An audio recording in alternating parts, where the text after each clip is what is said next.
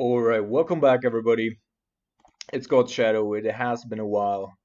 I think it's been exactly 1 month since I've gone to Liverpool with my random team from the internet. And it was quite fun. It was a lot of fun. Had a great weekend. Sadly, we as a team didn't make it so far.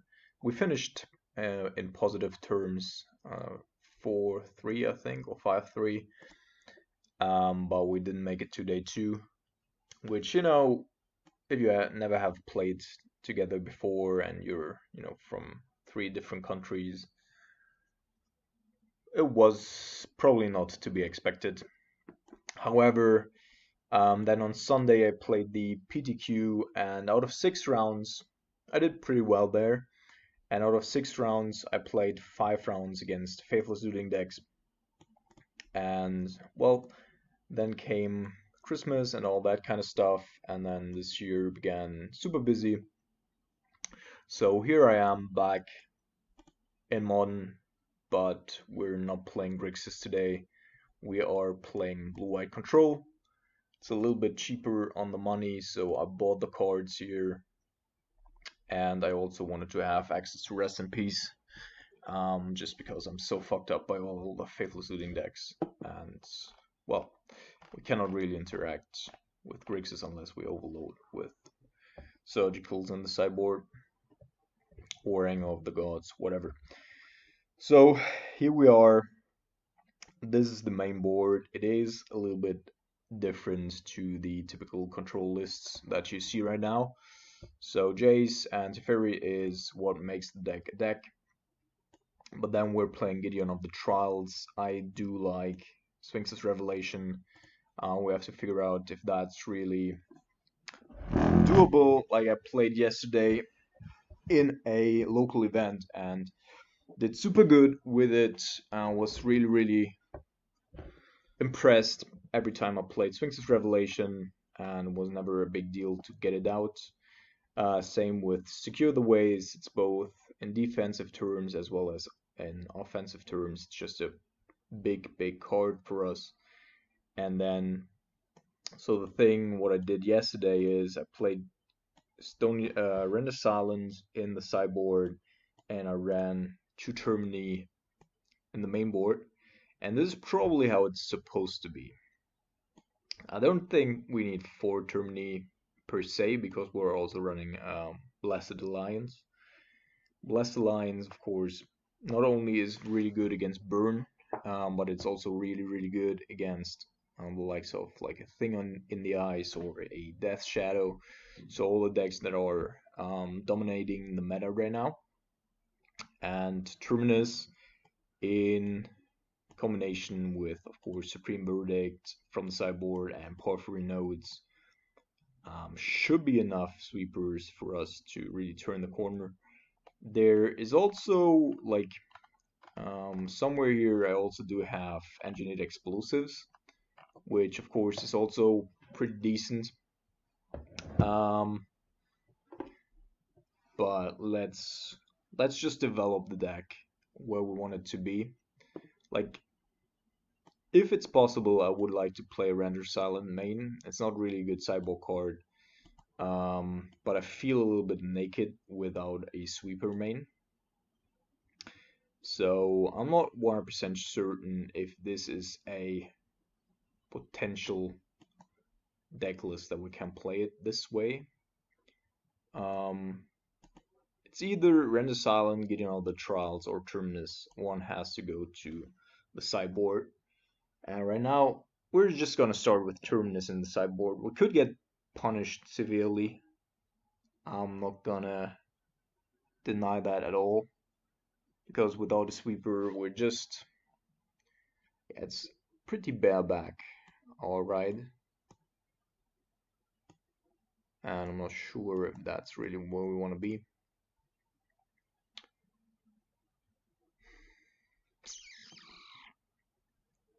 But Render Silent in the sideboard, of course, doesn't make any sense. Alright. So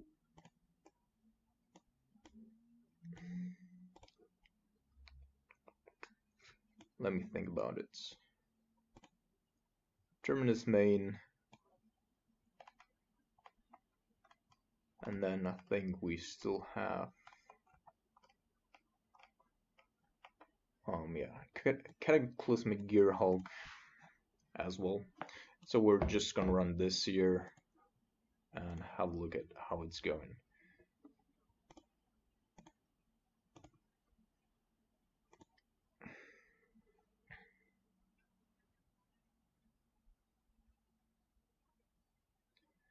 So our sideboard cores, of course, are pretty, like, this is the core of our sideboard. This we have for creatures, as well as, of course, these all porphyry nodes, especially good against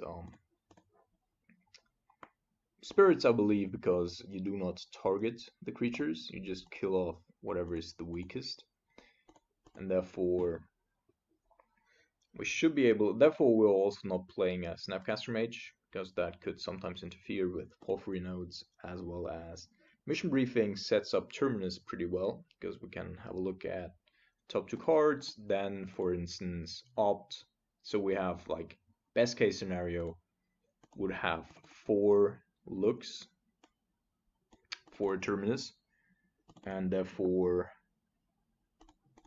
yeah, just a lot of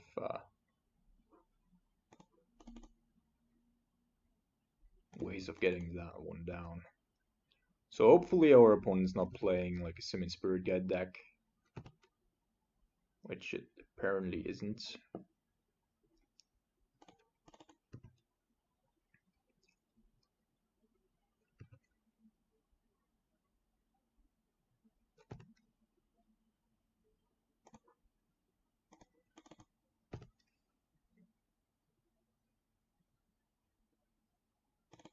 Oh, it's Merfolk. Oh.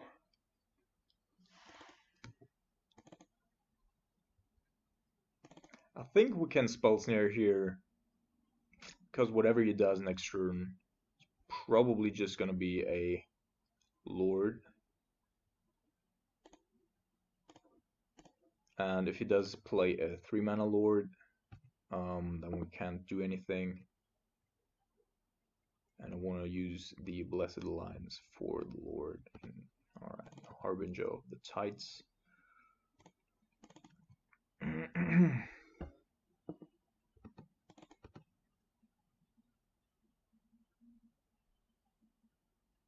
So now we have to be a little bit careful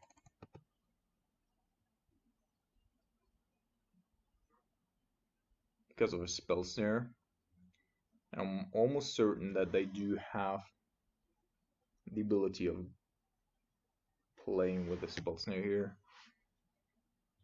Spell Pierce. So we could play Blessed Alliance.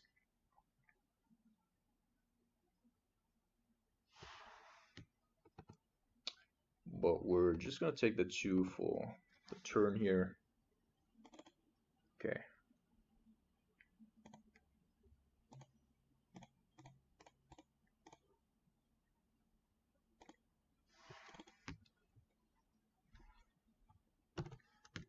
Yeah, there's Spell Pierce. That was to be expected.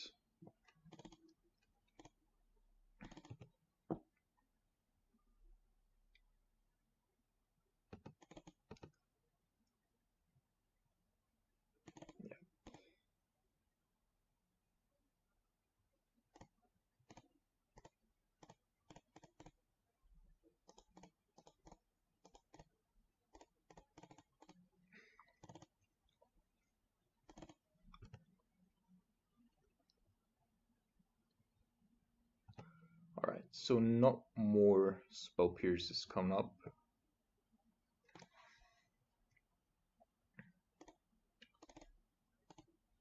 Three cards in our graveyards.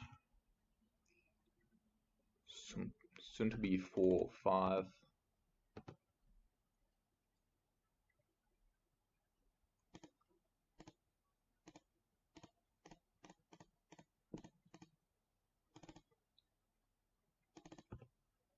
Yeah, without a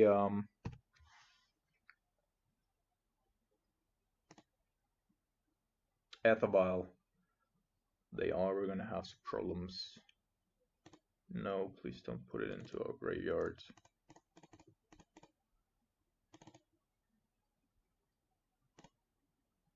Draw cards. Alright, perfect. And then next turn we should be able to... Yes, hello, thanks. We should be able to seal the deal here. Azorius actually is a little bit problematic. We do have a detention sphere, and we might also be already too far ahead for it to really matter.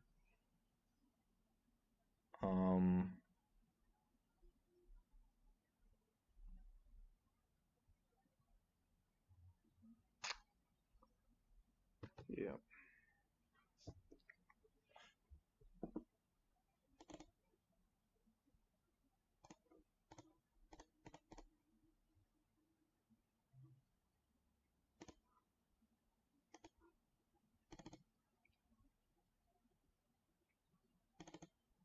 So hopefully he's gonna aim for our Teferi here. So that one just soaks a little bit of damage. We could also bounce at some point. Alright, he's not. As long as he's choked on mana, I'm also not willing to give him anything for free.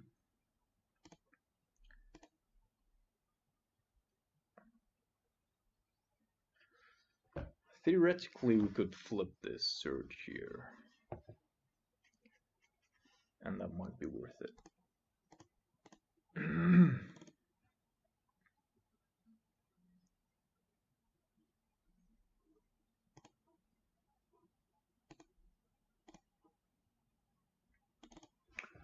Alright, cool.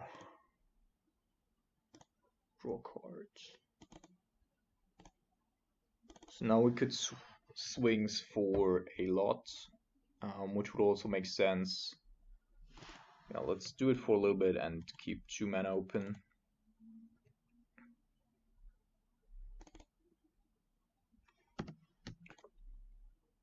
So first of all, we're gonna tap, then it's gonna untap, untap, and then we're gonna play Sphinx's Ref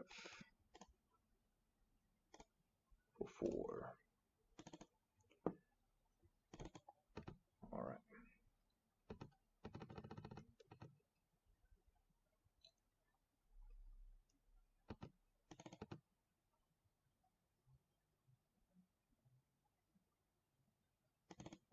Yep. So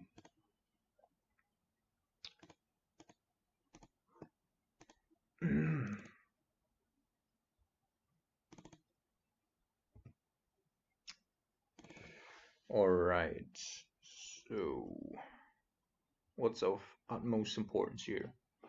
Alright.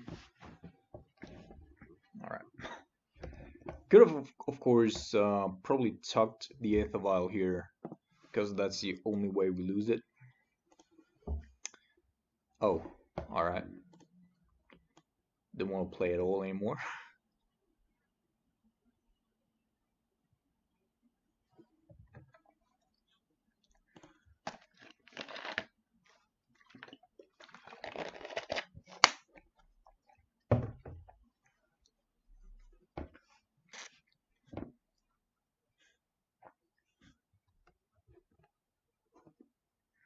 Well, that might be a mirror here.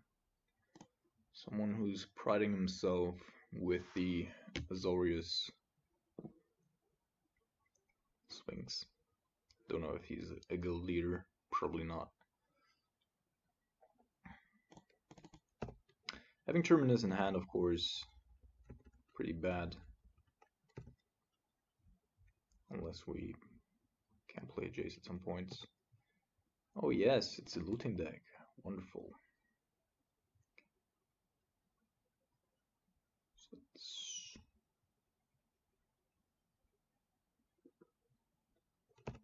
alright, we're playing Dredge.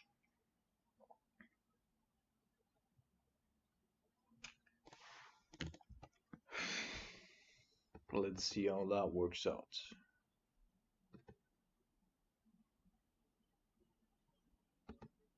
Mm-hmm.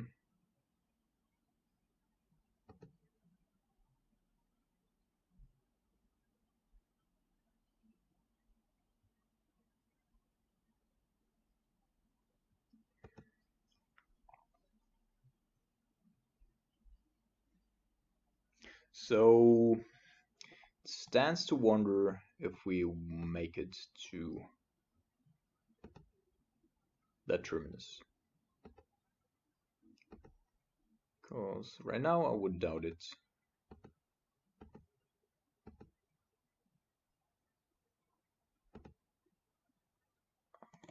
There's another Bloodghast as well, so I would assume, yeah, we're gonna do this. Hopefully he's gonna bring back the Bloodghast. Then we're gonna, okay, he doesn't have another. That's interesting. He does have a Conflagrate. We're close to assembling enough mana for the Terminus, and we just need to survive 3 more turns.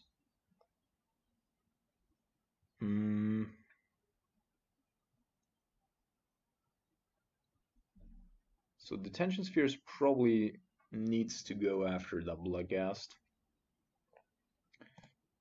If we play the Gideon here, that will probably be dead next turn. We can take up on Bloodghast, of course, but next turn he can just Conflagrate for a lot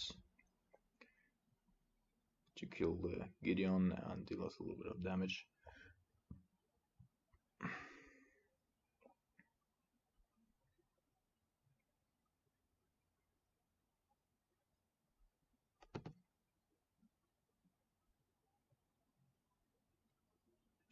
Alright, another Bloodghast. But he will not be able to. So he either Conflagrates here,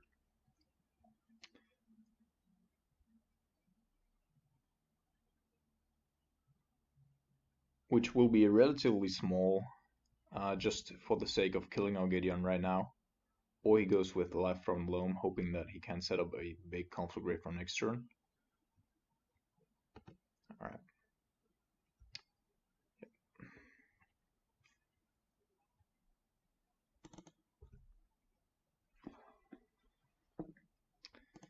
Alright. So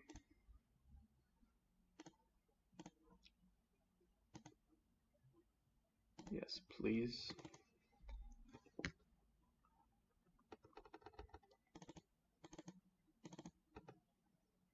Okay, no triggers. Just a Faithless Looting here. And that Price Amograms have a hard time being triggered right now, because there's only one more Bloodghast left, but there's another Conflagrate as well.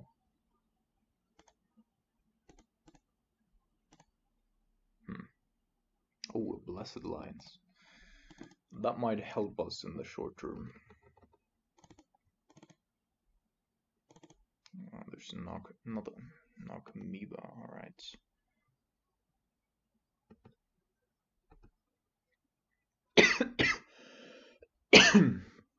He did not trigger the. Oh no, he did. Okay. So let's see. If he lives from Loam here for 3, he should have 1 in hand, right?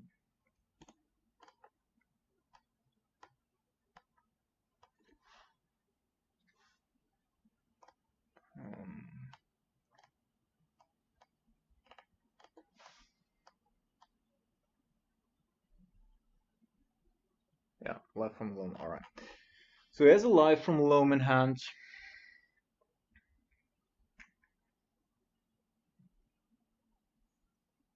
I think, therefore, we're just gonna go Blast Alliance, so that next turn we can use the cryptic command if we cannot play a Terminus.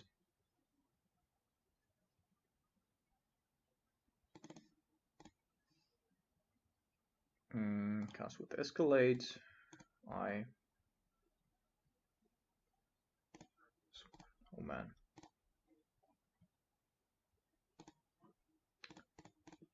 Not done this in a while.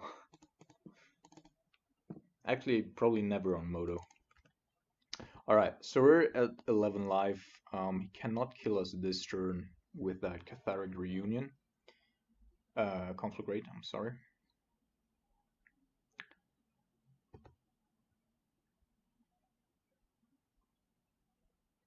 Alright. That's also not his intention. Ooh. Ooh.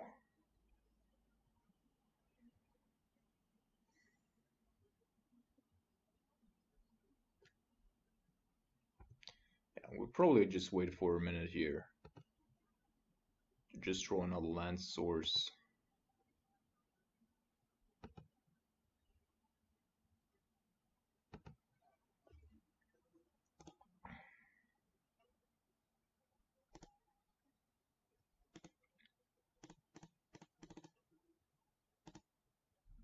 Two creeping chills are gone. Tension Sphere is also not bad.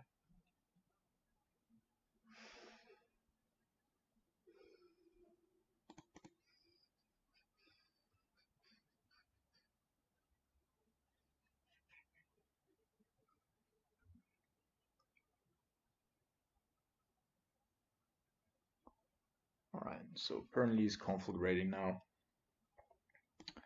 4-6.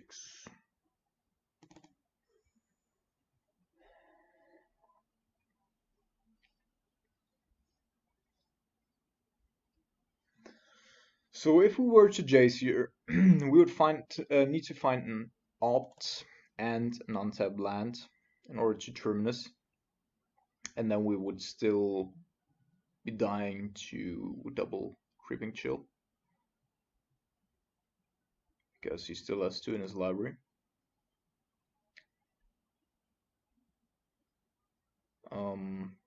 Could of course also try to. There's also Bloodghast that has haste still in his deck.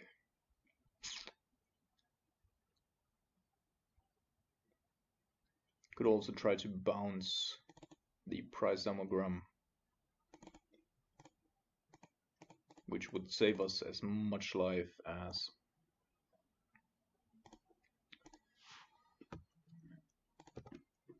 just going for a Detention Sphere on these 3 now.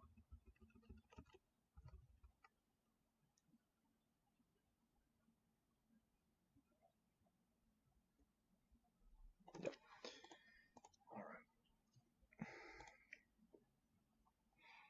So, just really bad.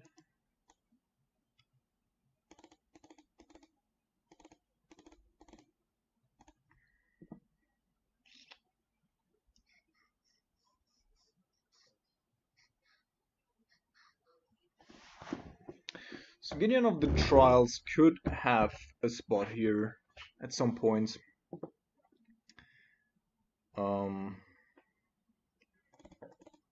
Search for Skanda is a little bit too slow. Mission Briefing is also too slow. Not really great.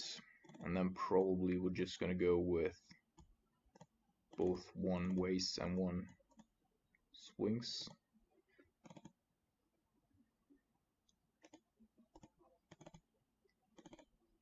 Yep. Let's try it.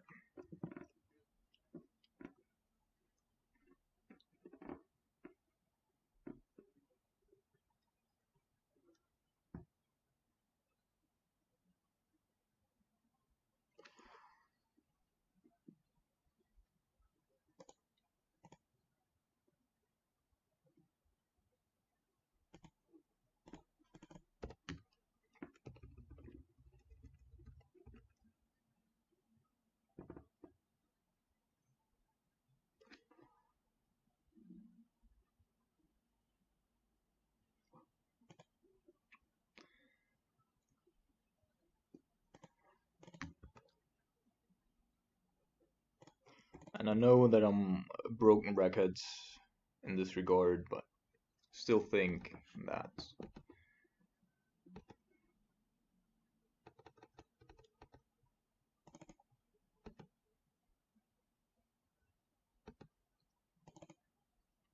looting has to go.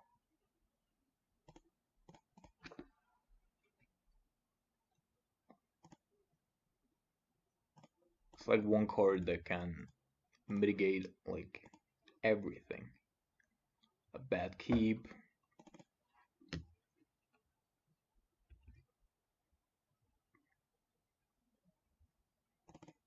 Good, whatever. So our opponent doesn't have much going on right now, but if he finds a dredger, of course he also has to be a little bit careful. Narcomoeba, okay.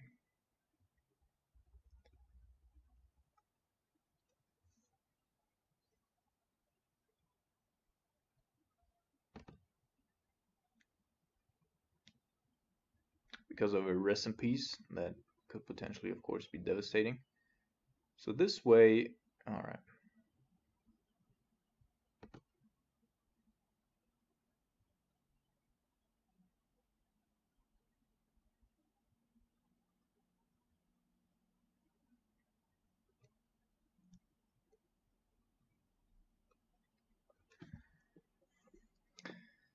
Okay, so Cryptic Command is only here to buy us some time until we hopefully draw.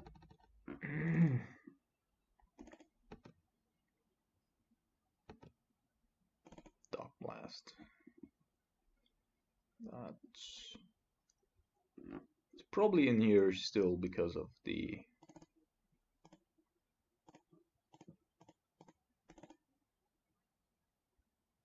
yeah, I don't want to give him the land drops.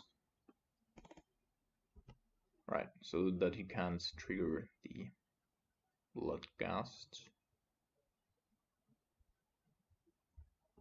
He's attacking us. Oh.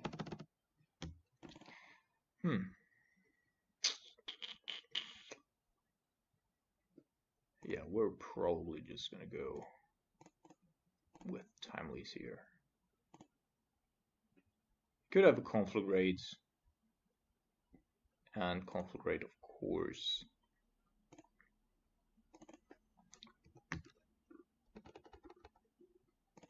Would just take off all of our soldiers.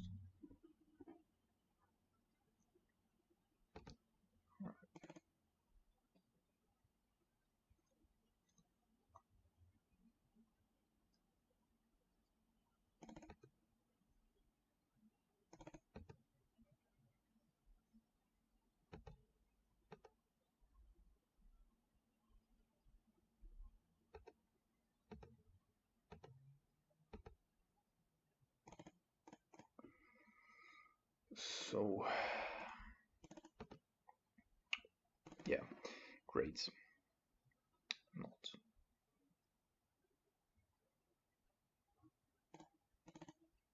Probably does have an answer, I would assume.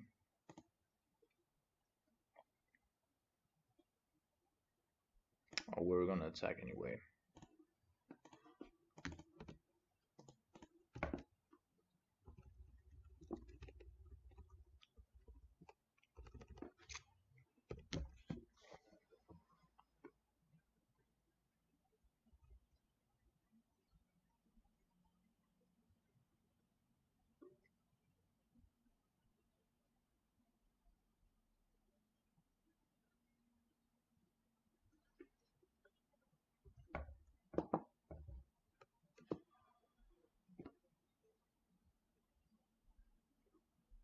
Oh.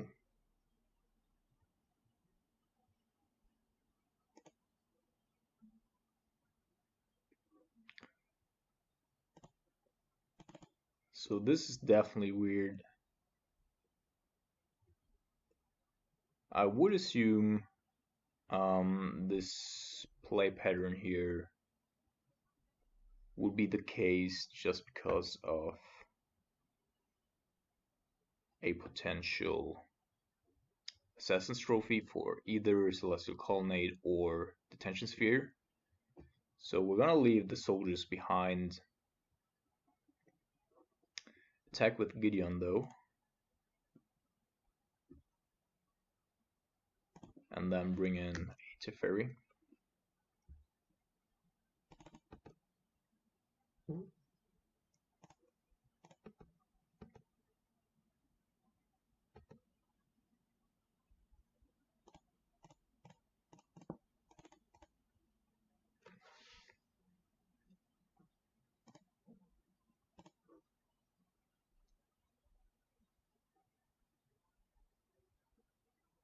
Okay, that lost.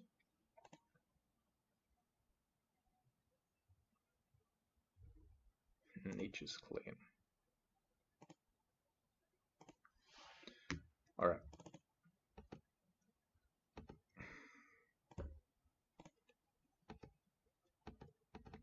I would argue that we're not drawing very well. But we're still at 21 life.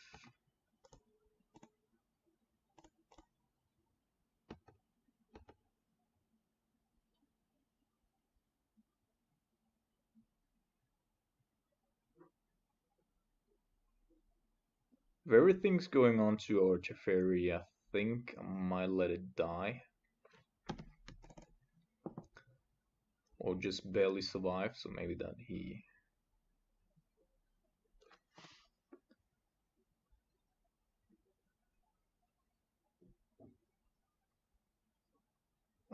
okay.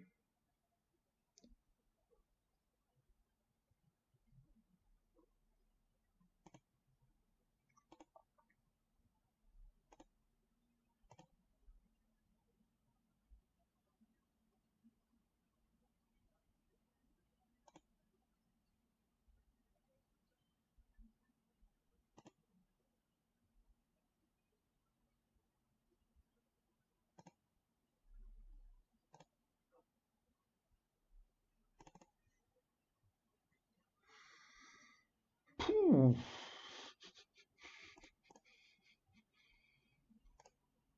Could we please just get one good card?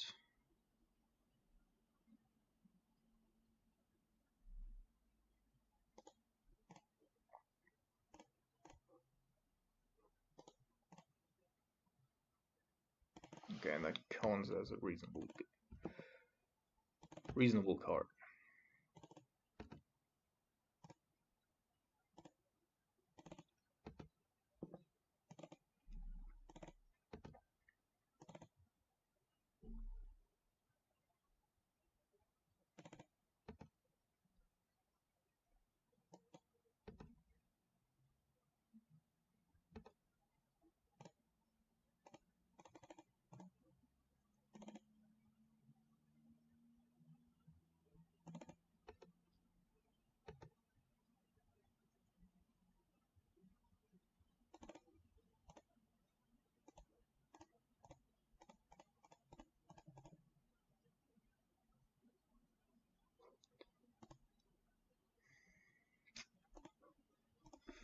And we probably need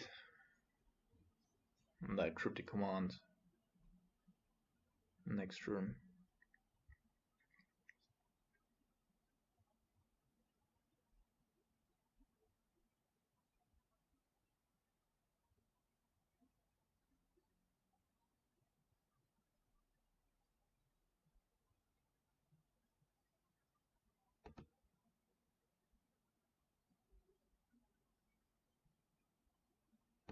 He's shocked.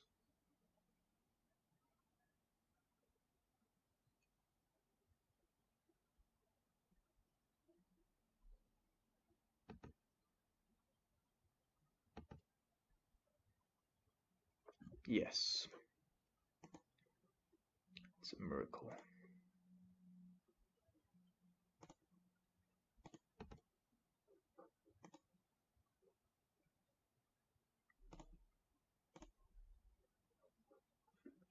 Motherfucker.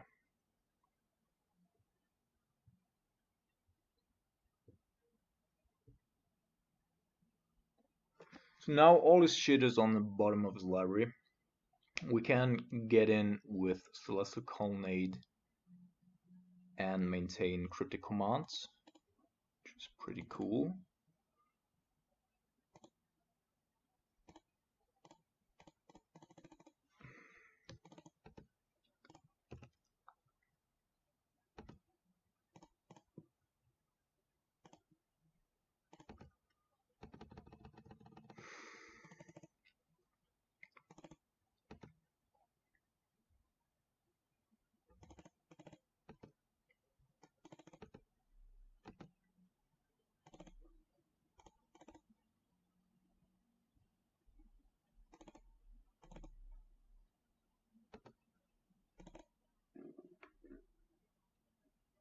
So I'm saving cryptic command mainly for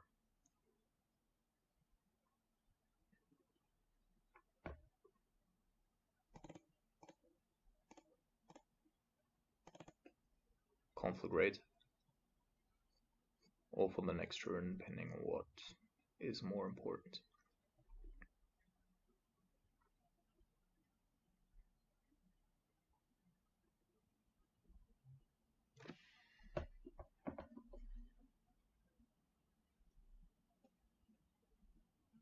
I do not understand how we can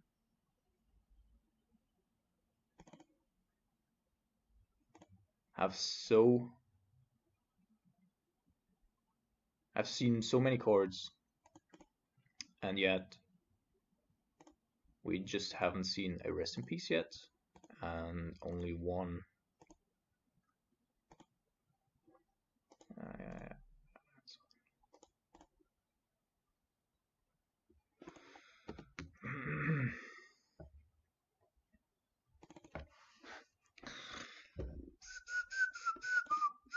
So we could talk the Narcomoeba here.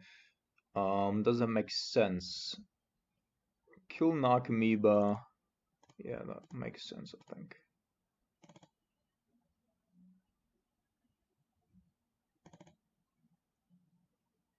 Maybe we should have ticked up the fairy first, just in case we drew a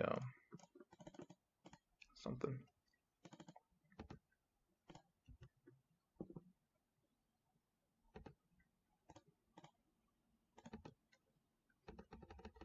Alright, so he shouldn't be able to kill us this turn, and therefore should be able to win next turn. Mind you,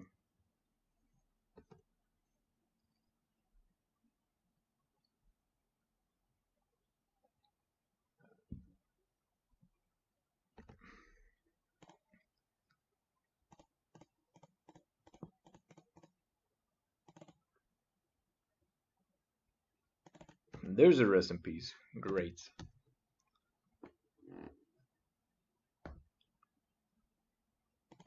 Oh, creeping chill.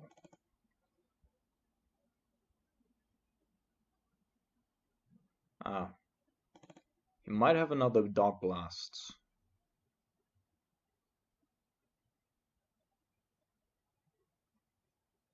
Alright. So Stinkweed here is not good enough.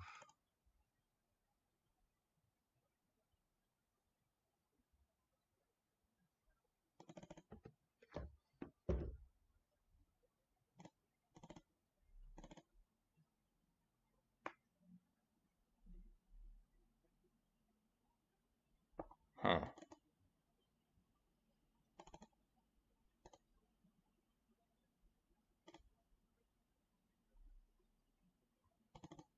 Blessed Alliance.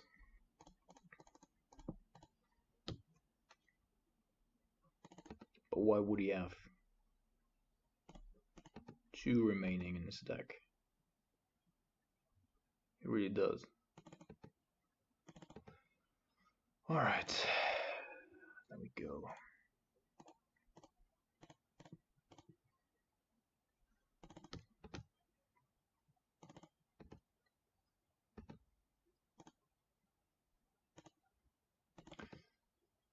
So this is 9, 11, 12, 13.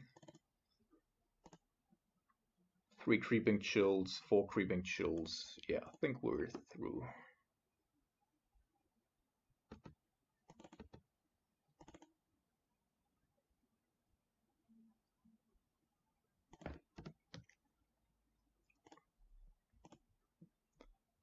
I gain full life, and you please sacrifice a creature.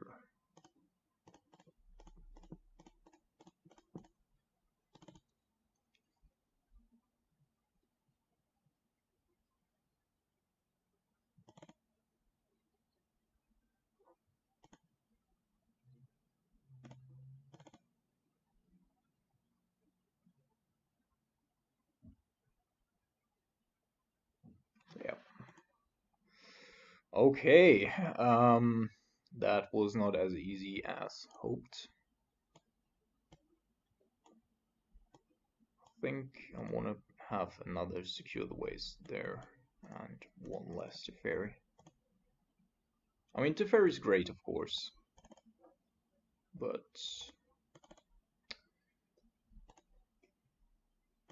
come on, is this a freaking joke?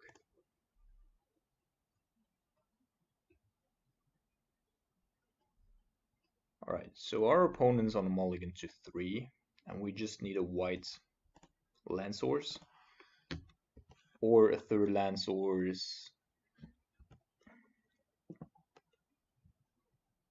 Oh, there we go.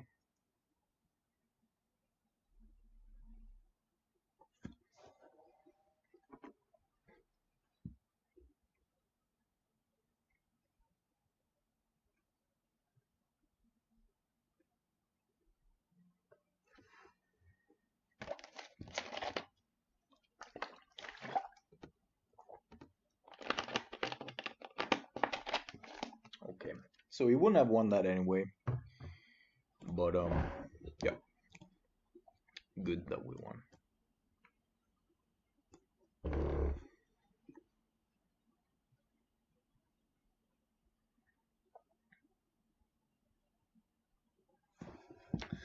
How I love punishing all these faithful suiting decks. I just love it. Nonetheless, if even a deck like ours that has 3 resin pieces in the sideboard, main board, hate in the exile, effects in the form of Detention Fear, and Path to Exile and Terminus, and we still lose game 1 and barely win game 2, it's just insane. Deck has to go. Not the deck per se, but Fatal Suiting has to go. Because that would only make the deck a little bit weaker, you know. It's like they still have the red vampire as 1-drop. It's just not as insane as looting. And that's really what it is. But let's focus on round number 3 here.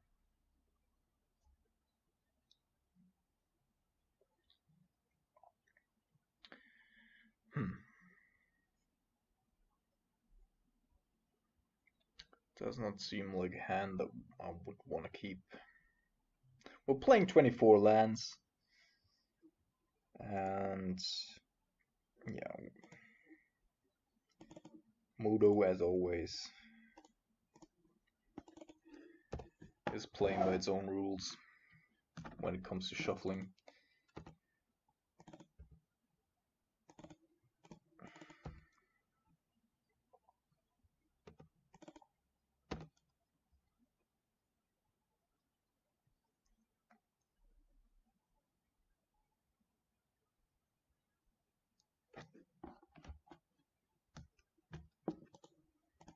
It's so worth it to play 3 resin pieces and 3 stony silences in 1 right now.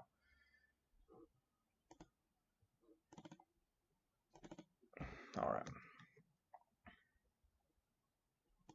So our opponent's a little bit on the slow side of things here.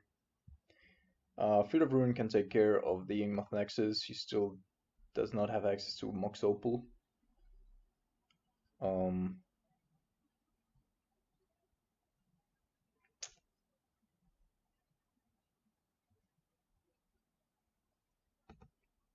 but that hardened scales, of course, is pretty insane. 2 hardened scales, not too shabby. Alright. So we ain't doing that. And we probably need to get rid of the hanger bag right now already. Could of course draw into a terminus, but then next turn we need to feud a rune, therefore I'm going to do it now.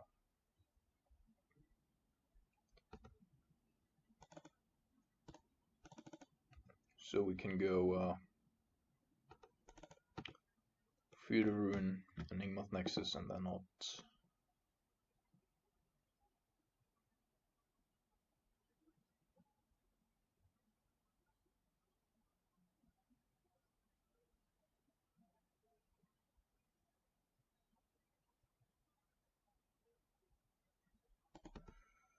Yep.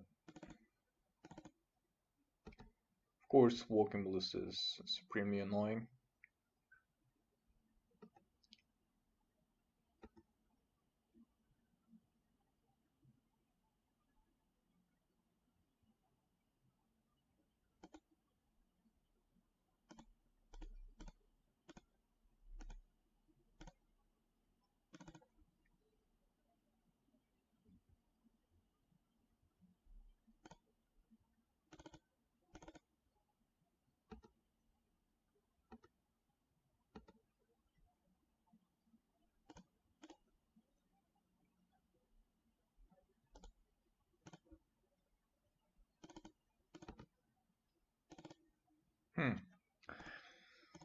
Yeah, mission briefing here slightly worse than a Snapcaster Mage would be. But we will hopefully not die this turn.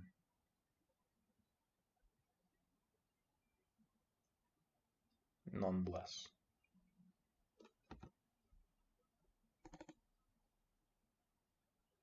Alright, so this is a problem because we cannot effectively use our Blessed Alliance.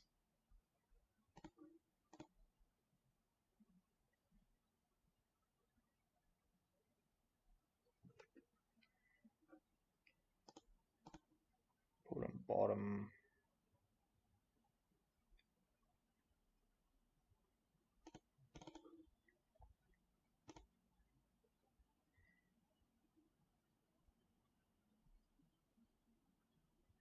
Yes. Good, good, good, good, good.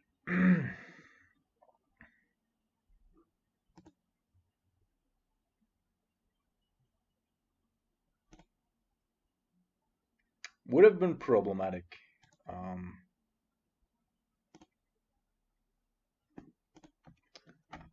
If we didn't get rid of that ballista here.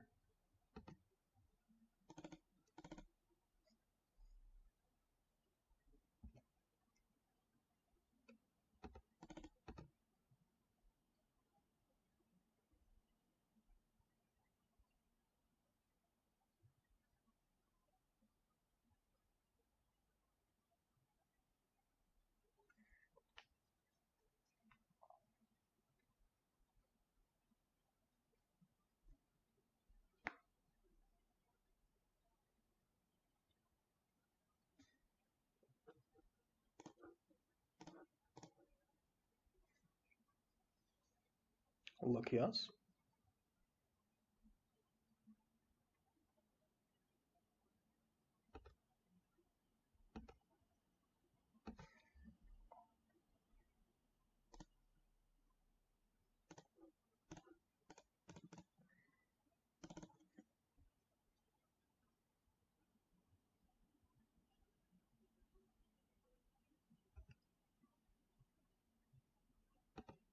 Okay, he still hasn't run out of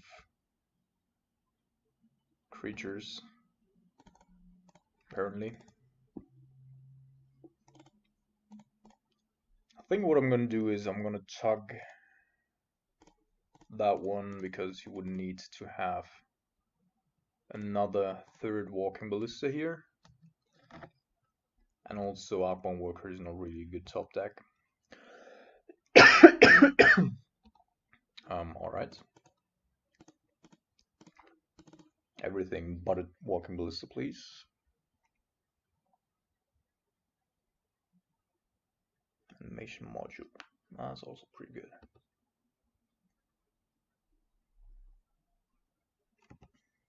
Not without a creature, though. Nope. It's also great that our opponent 100% doesn't know about what's going on now. Yep. Okay.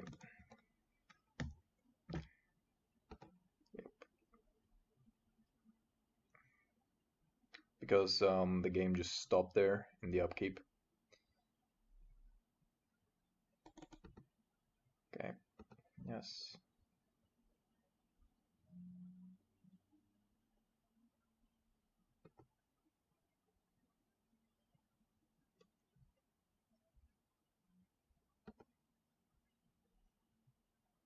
Alright, that's pretty annoying.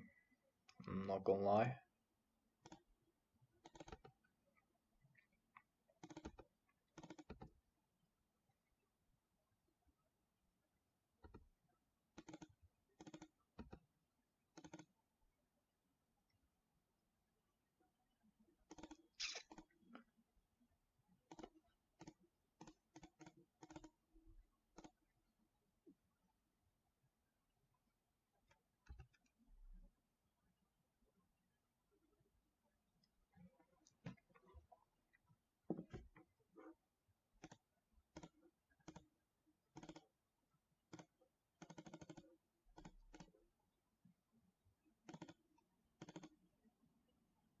So we could be swing for 8 here, which would mean 5 cards. And I think I'm gonna do that. We don't have a really good outlet anywhere right now, and we have Terminus to clean it up. Although, of course, he's gonna do the trick here again, and then we need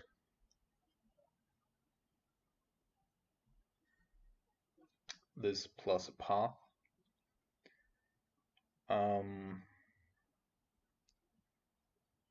So we need to leave one open, draw 2, maybe.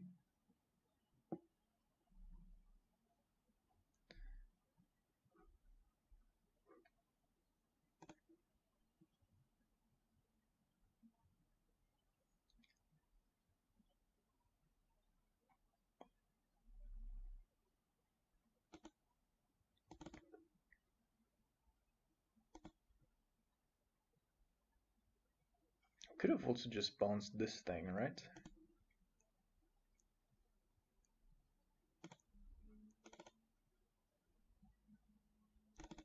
Okay. So what I'm gonna do now is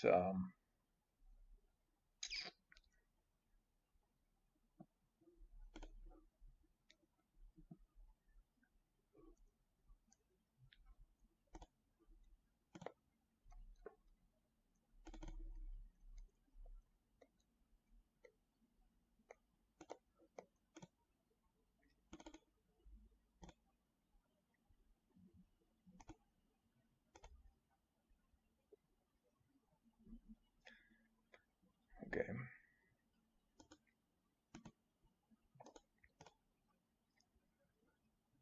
Put on top, and then we're gonna target cryptic commands.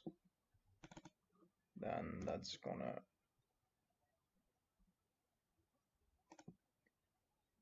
do this. And then we're gonna return to permanent draw cards.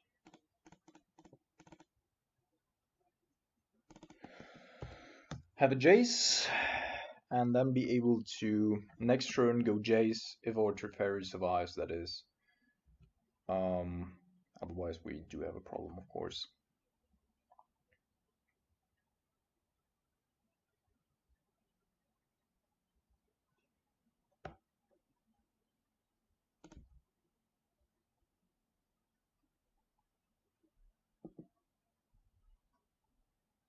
We should be able to go Jace Tug the Terminus swings for 1 in his turn,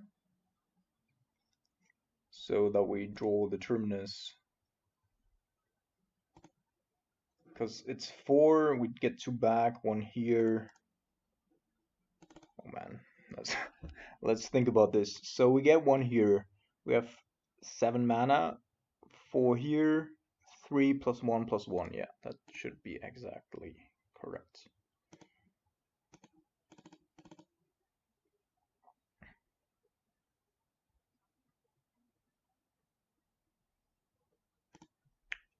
Draw 3 cards.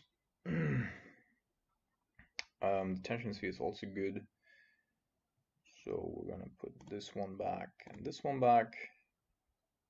Oh shit. Oh fuck. Oh fuck, I totally fucked that one up. Shit.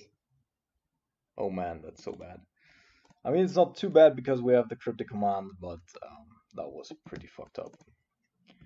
So then we're gonna do that next turn, but in theory it was great.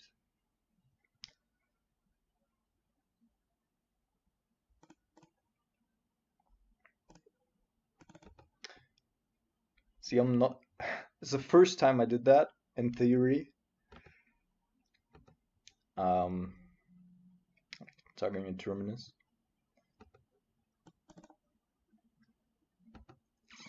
Alright, so but this is an endless story here, and that's really, really, really annoying.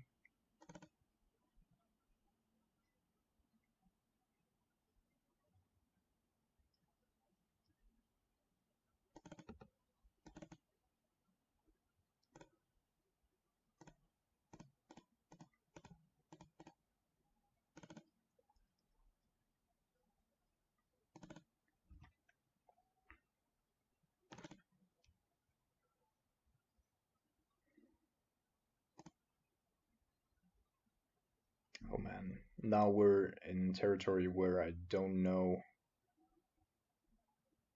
I actually, like this time I'm not gonna take the Terminus here because I do not know if the game recognizes us playing Swings for Relation for more than 1. And if we draw the Terminus, then if that is actually something that can happen then.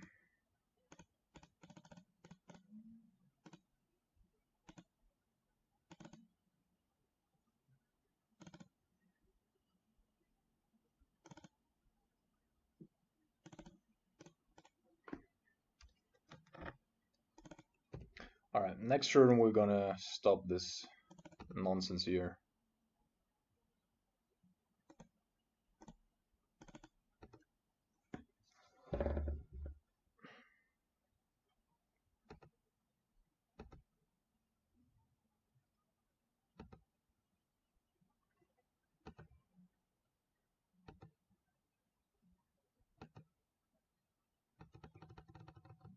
But we might be losing one of our planeswalkers right now.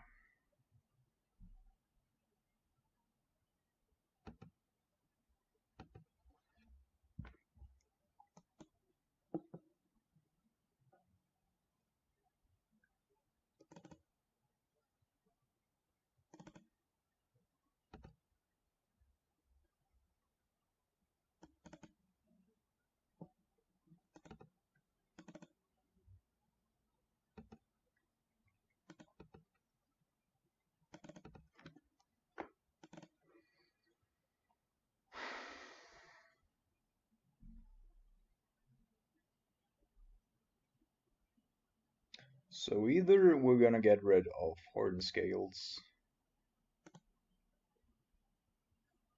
Okay, that's secure the wastes.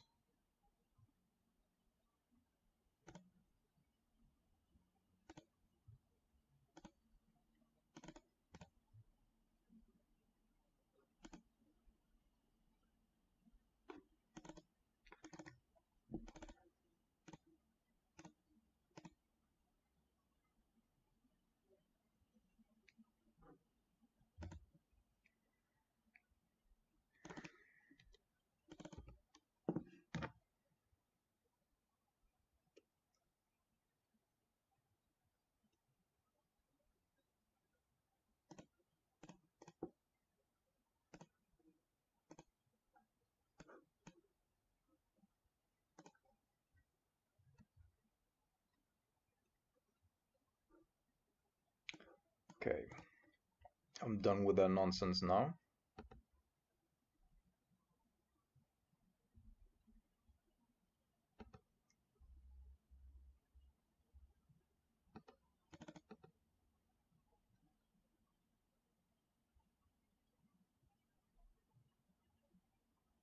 And now we can use the tension sphere for the hardened scales instead of using it on servo tokens.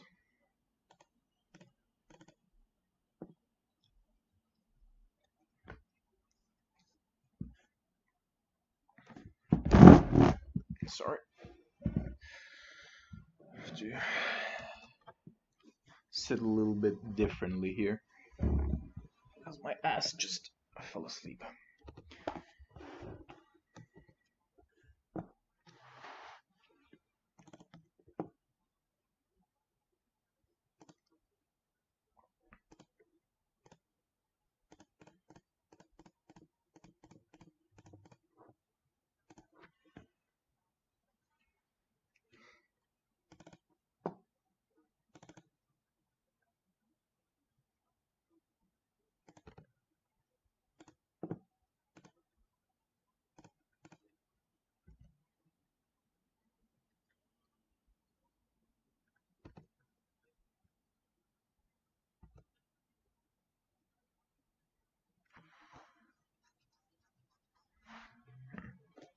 All right.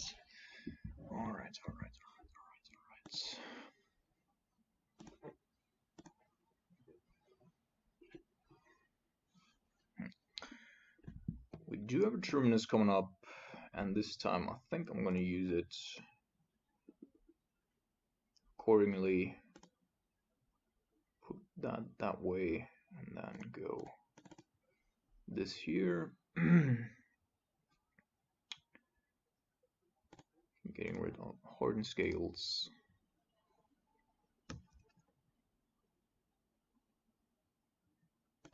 Yes.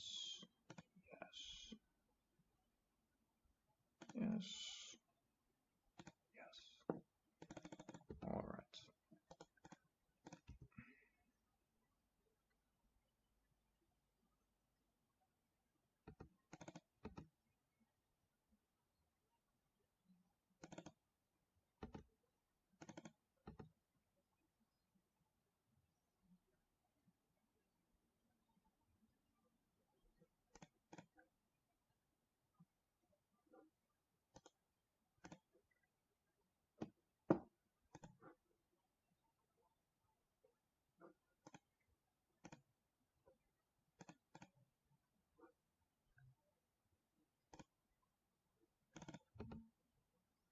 Okay.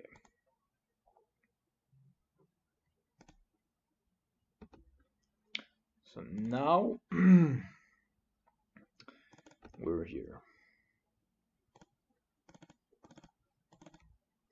Oh no. Oh shit. Man.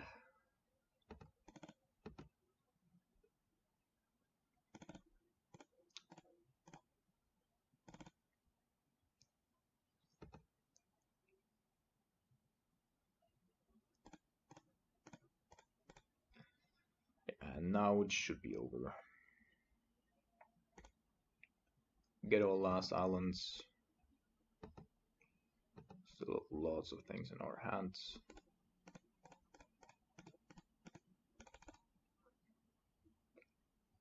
We can do it for 5. It's fine.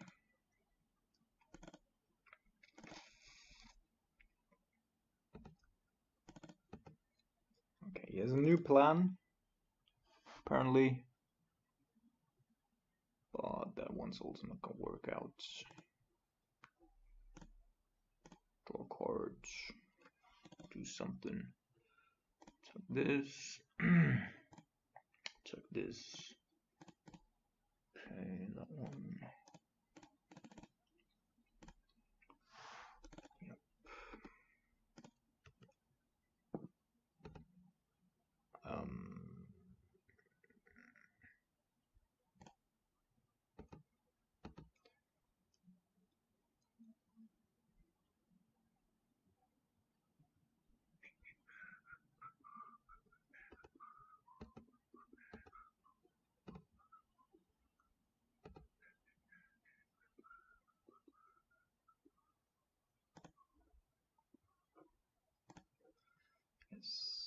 Mm-hmm.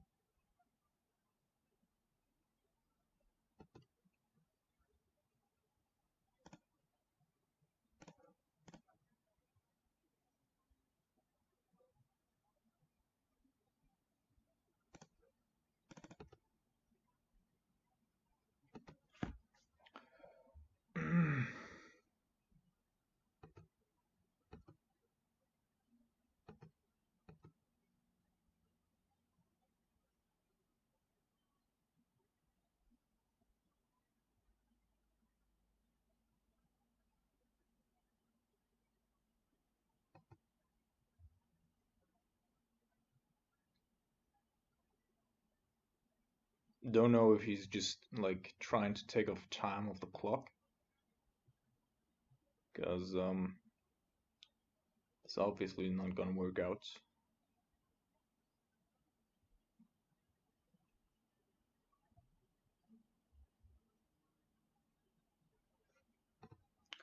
Okay.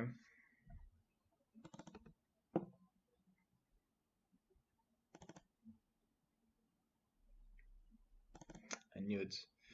Alright, and then we have two spell snare.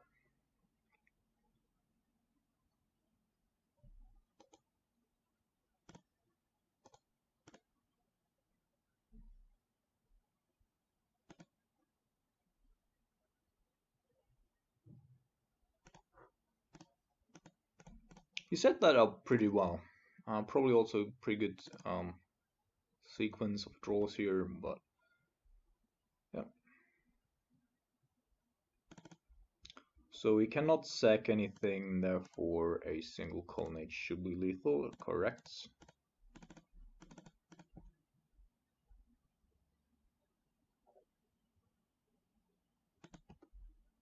Or do we stand to be corrected?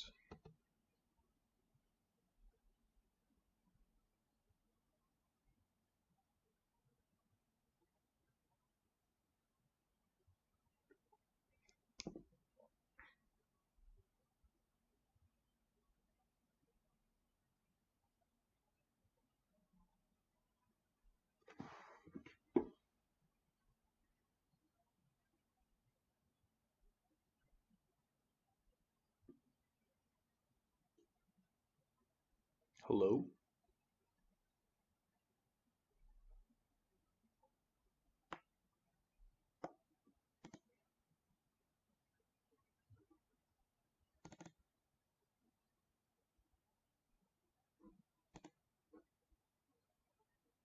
Alright. Finally got there. You know, actually, like, let's do a pile here. Of course, that I'm not sure are really good for us here.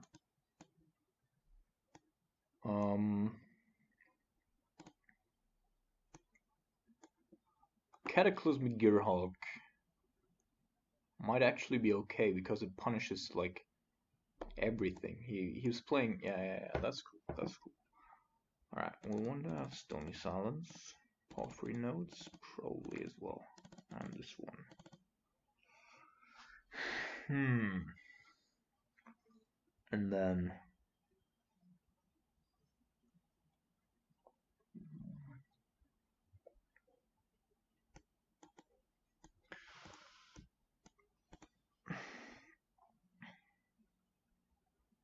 yeah, Blessed Line still seems pretty alright.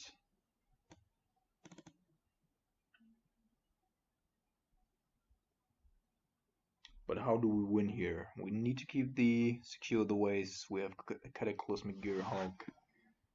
Although no, probably that's actually not too good. We need to maintain that one. Probably getting rid of this here. One search for Scanta.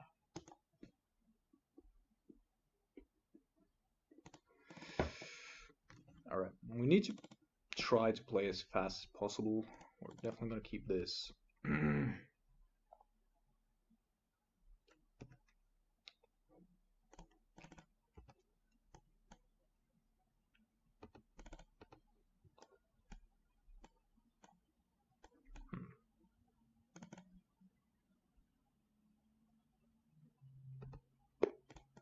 That's not bad.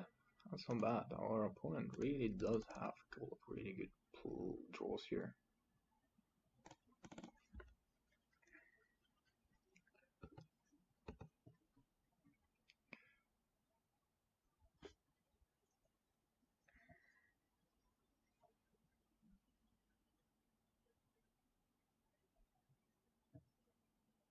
He does know about Spell Snare, therefore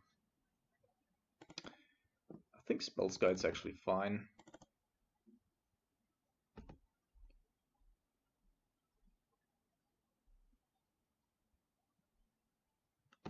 Yep.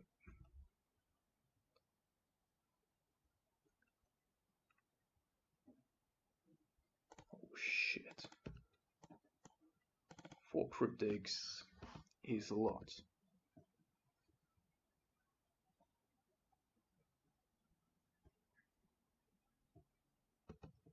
So more important than getting rid of a Spell Guide here would be an Outbound Ravager.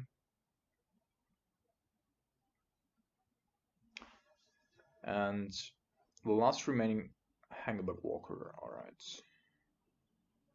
So we already played a land, therefore, yeah, probably can't do anything this turn.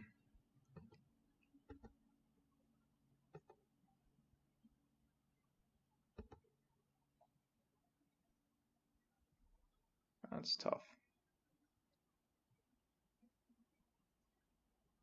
Good. Good, good, good, good, good.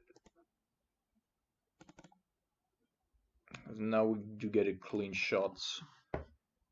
And then there's still a possibility for us to die next turn. And that possibility is if he were to have Outbound Ravager as his last card in hand, then we kill this right now. He brings in Outbound Ravager, which comes in with 3 counters, gets an additional 3, and then puts everything onto the Nexus, which would be 9 counters, and that would be an instant lethal attack. So maybe we need to wait for one more turn here to see if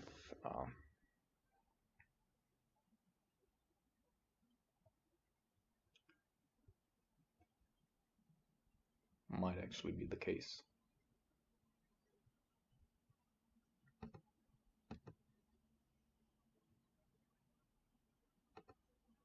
And if not, just taking 3 damage here is fine.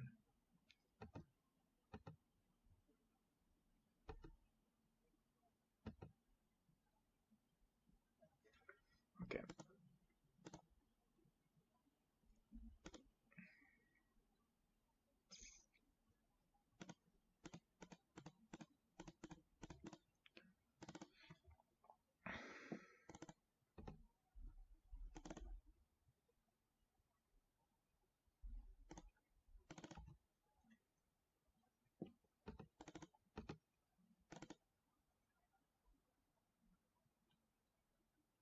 So from our last game, we already know that our opponent is not only very skilled in the way he's playing the stack, but also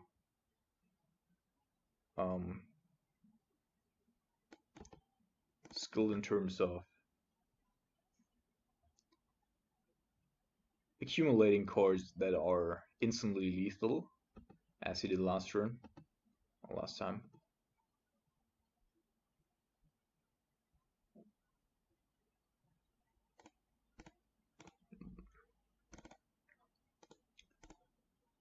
Okay. Yes, please. Okay.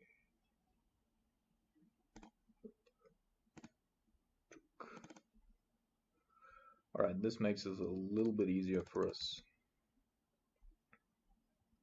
Could have also brought down the Teferi here. Um, would have probably been worth it at the correct spot. I just clicked a little bit too fast.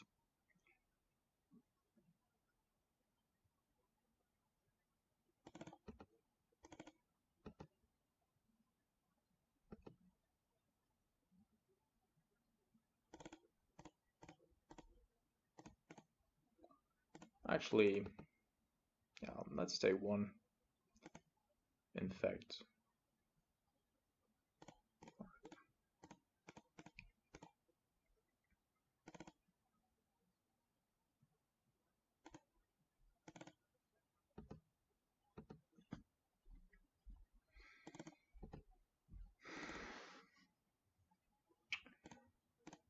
so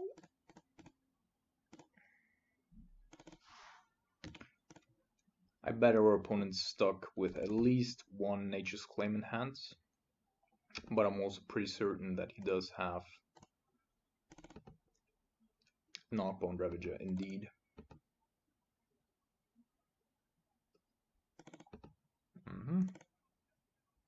This is fine because we have a Detention Sphere and that's just supremely well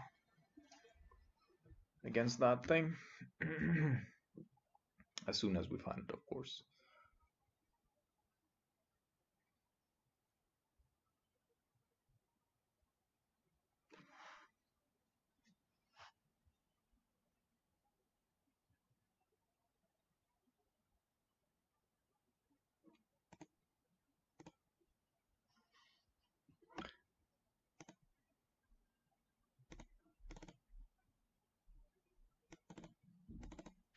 Yeah, so I think this is a bait, but since he cannot play another spell this turn, probably, I'm gonna take it, yeah.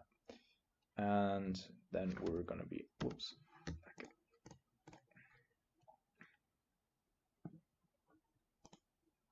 Yeah, land is fine.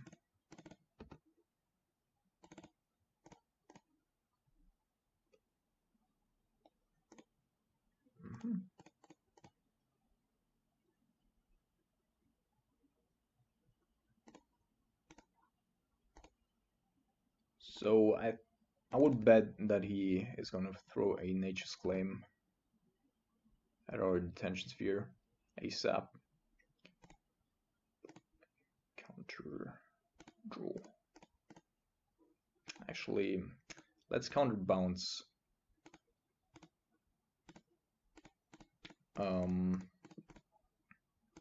Just in case.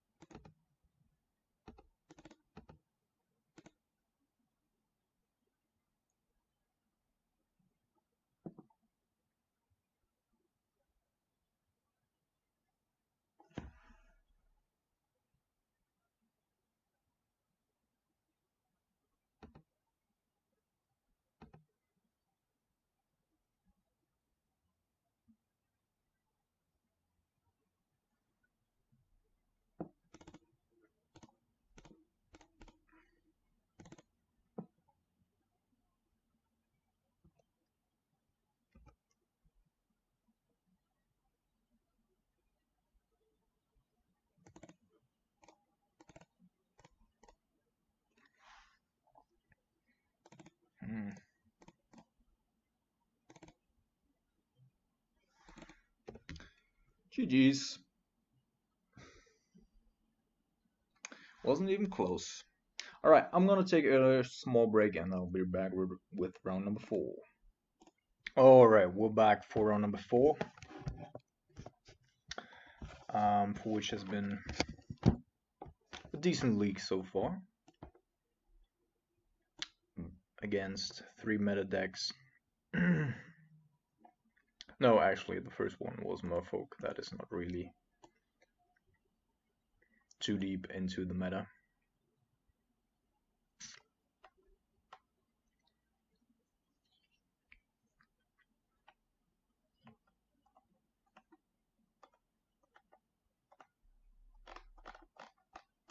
Yeah, so blue-white control.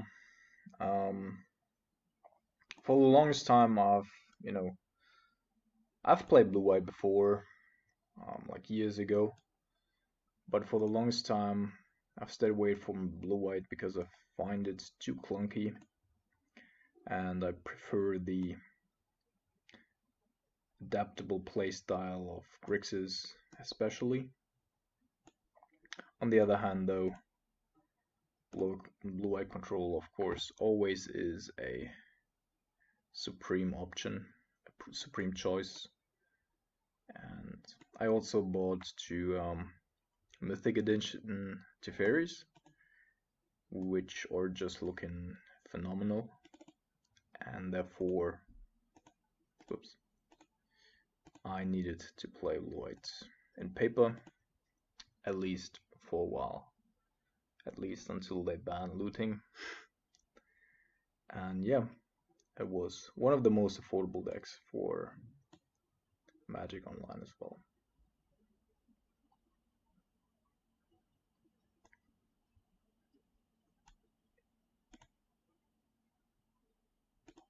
And there we go.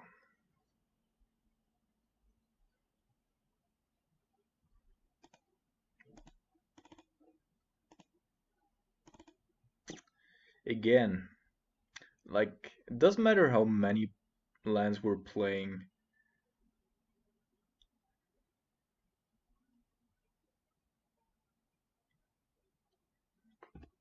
Like yesterday in paper, and today as well, I didn't have to take a single mulligan because it's so easy for us to assemble 2 or 3 lands, and then from there we're just snowballing ahead.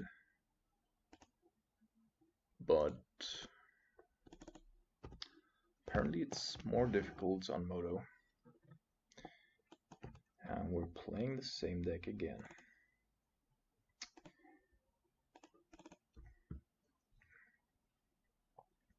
I have the feeling that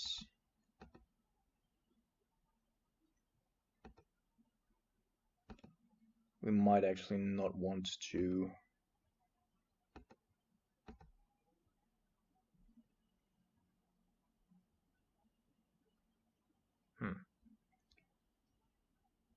kill any of these.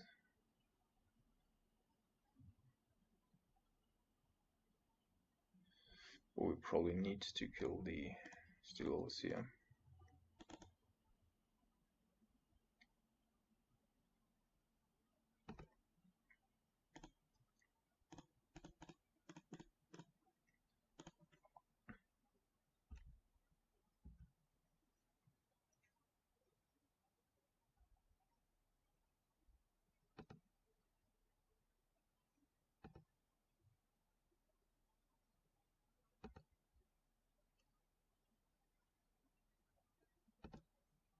Okay, that's pretty aggressive,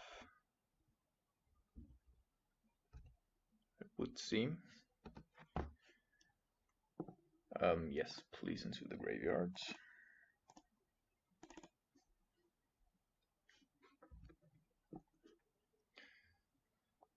So, Logic Knot right now just doesn't do anything. We're gonna kill one Ingmath Nexus. And then next turn we might be able to mission briefing.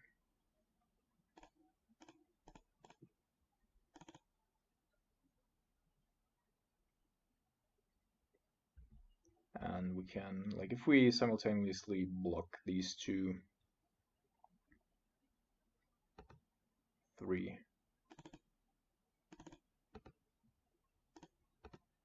Okay, need a land, not into the graveyard, please. So how are we gonna do this? I think our best option here is to actually generate 3 tokens, block them all, then he has to activate the Nexus in order to retain the tokens.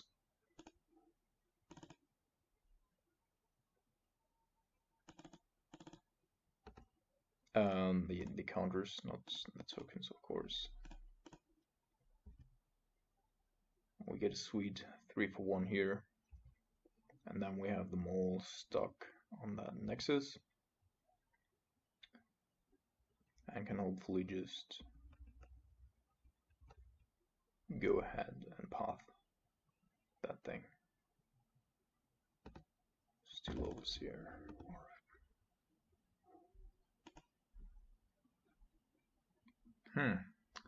Gideon of the Trials. Nope, not to the graveyard.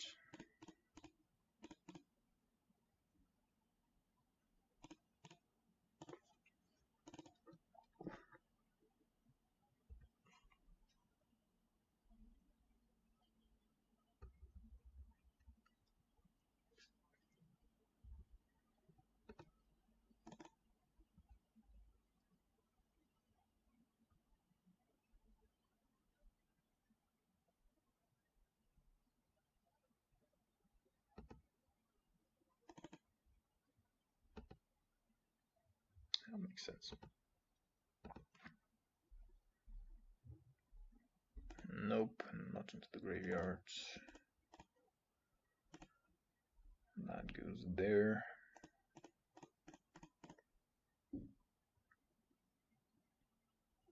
Well, we ain't flipping Search for Scanta, but that's only because we're drawing decent cards.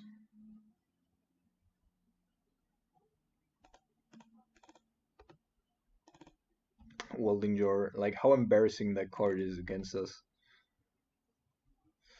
Nope. Actually, want to have land source,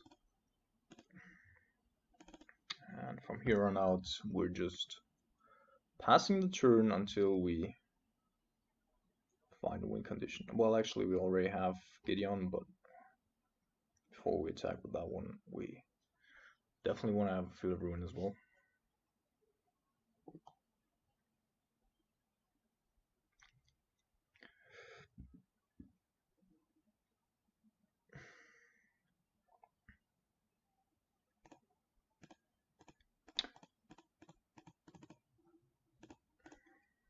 Let's tap out as well to get X equaling 3. Alright, so throwing away this one, flipping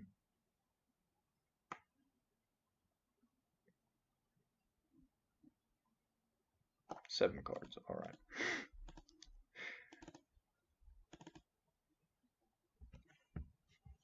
I thought it was 6.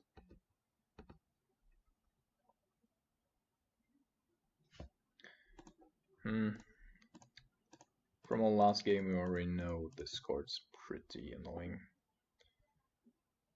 So, yeah. This here, this 3 times Stony Silence, Porphyry Notes, and then Jay's gonna go. Teferi's probably Teferi's a difficult decision, to be entirely honest.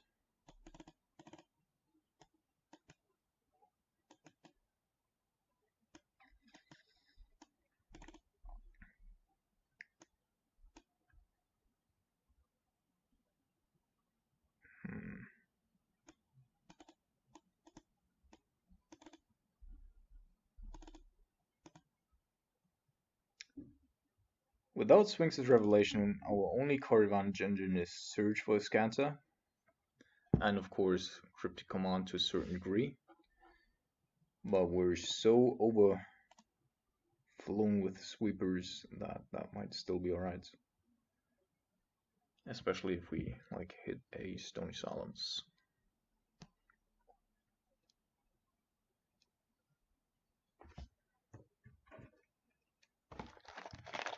Yep.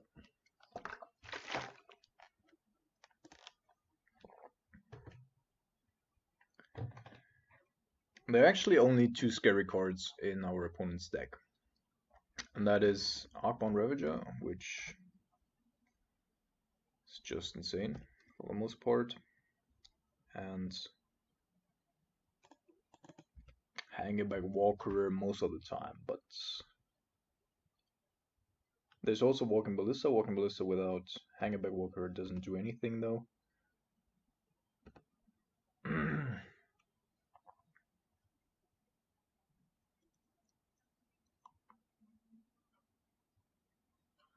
Agency Rings, by the way, still.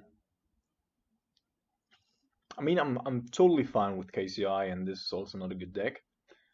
But Agency Rings should probably also go, just because it interferes with the like how the color pie is shaped. Green should just not be able to have this card as an option. And on the other hand, of course, blue also doesn't need Preordain or Brainstorm.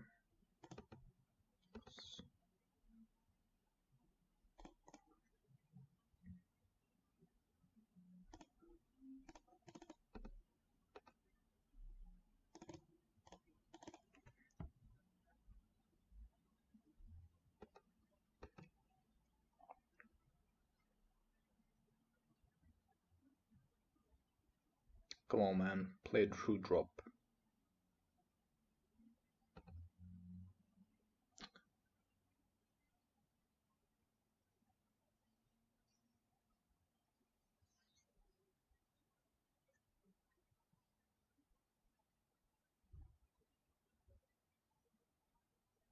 Animation module.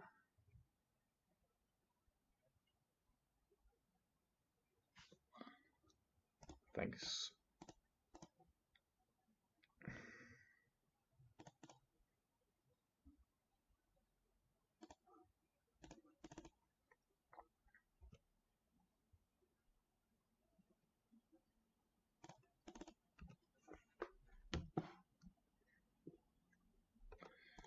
So we do have a couple of options here. Either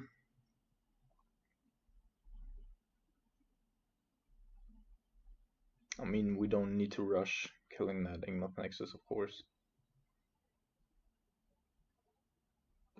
Yep.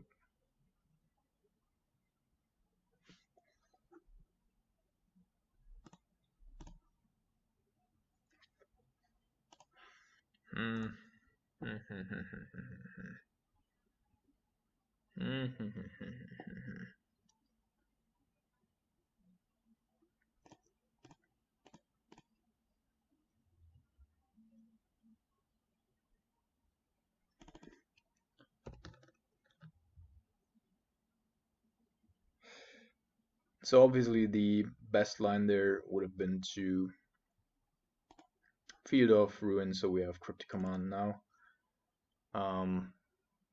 But then he might have been able to drop something else of importance, and therefore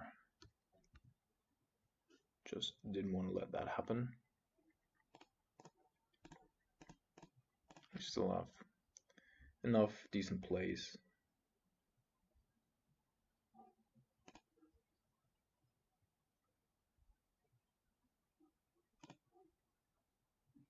And if he wants to now this turn, he can go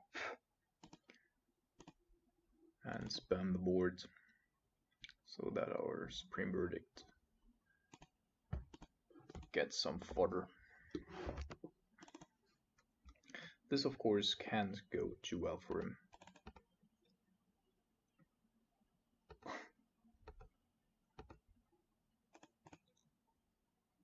Maybe I should have started to play blue-white earlier. I mean, it's not even a struggle. It's just...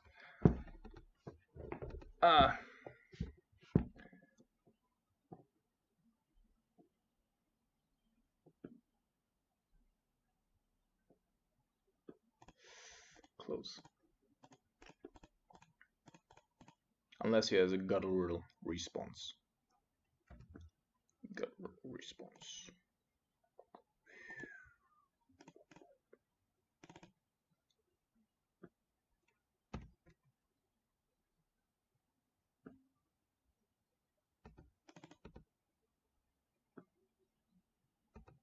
Oh yeah, his citadels of course also don't work anymore. Maybe it's time to attack. Well, we have Gideon. That's even better.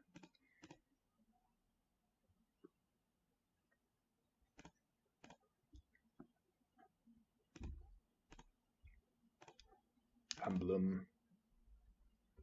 So why the fuck not?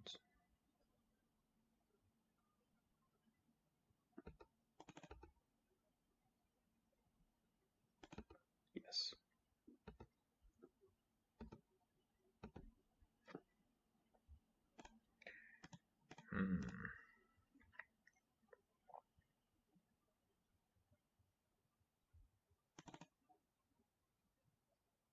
Sure.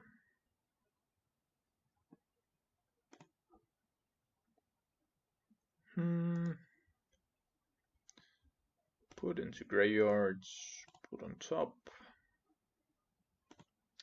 Opt.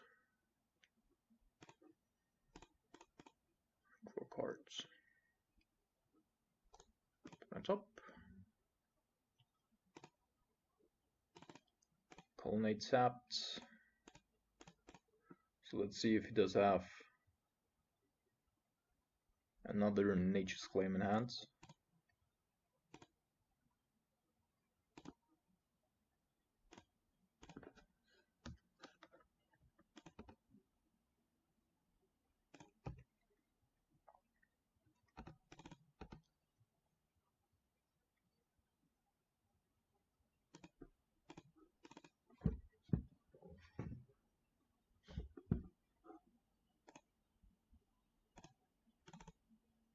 He actually does. Actually does. So many Nature's Claims. Insane.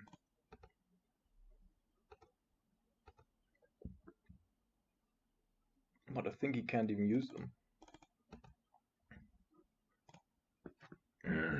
Yeah. Like the animation module, of course. Alright. 4-0 and looking to get that 5-0 in the first league with blue-white control, which would be pretty decent, as the young folks says. I actually don't know if anyone says that. Also, where's my phone? Where's my phone?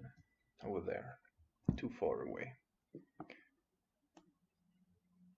Over the hills and far away.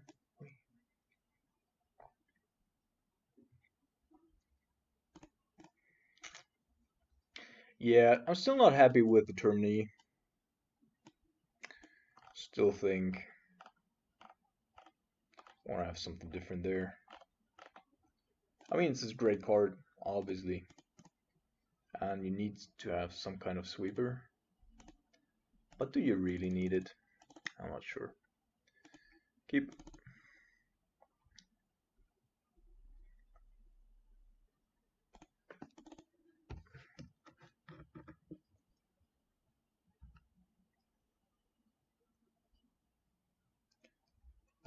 Burn as our last matchup here, apparently.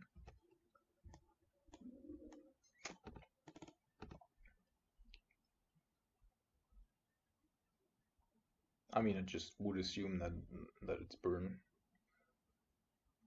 because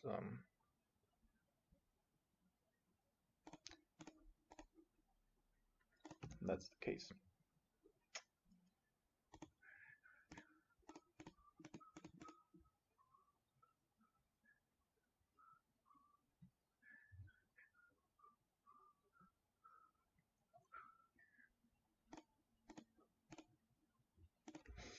Alright, so I think Boris Charm cannot kill the Gideon, therefore he would need to waste 2 burn spells onto Gideon in order to get rid of that one. And apparently...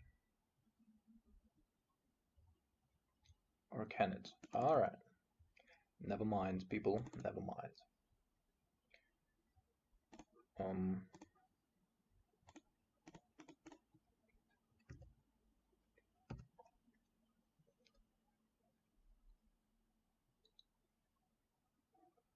They apparently errated that one.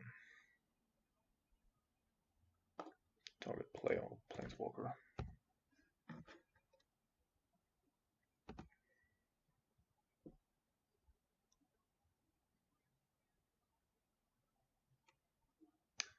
Please into my graveyard. Thank you.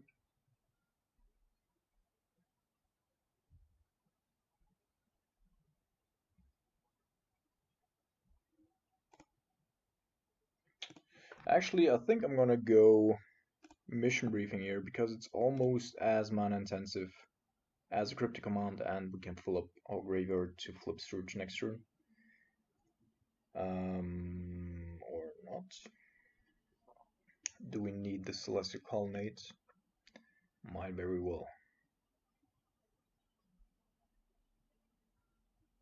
Yeah, I'm just gonna put into graveyard. Put into graveyard. Why the fuck not? We're playing more than enough lands.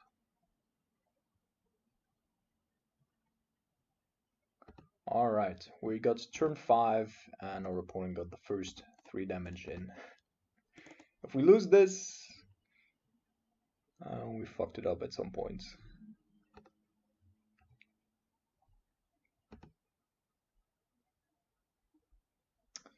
Nah, let's make our land drop here. We have Path and Cryptic Commands.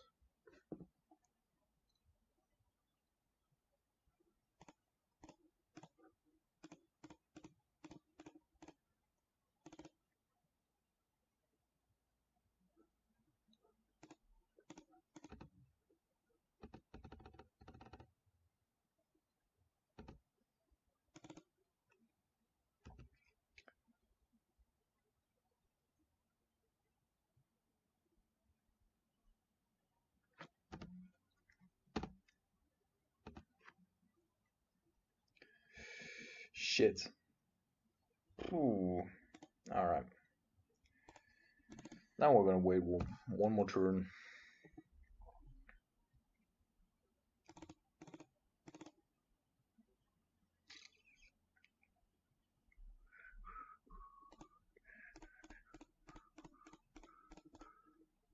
The thing is that he cannot kill us this turn.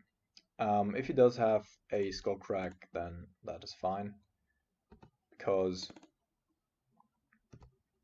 we're probably at some point drawing into a Blessed Alliance or another Gideon.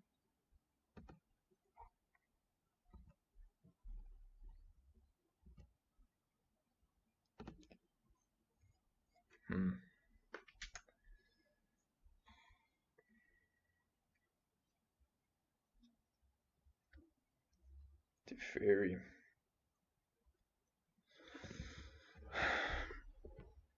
At this point, we need to be a little bit careful,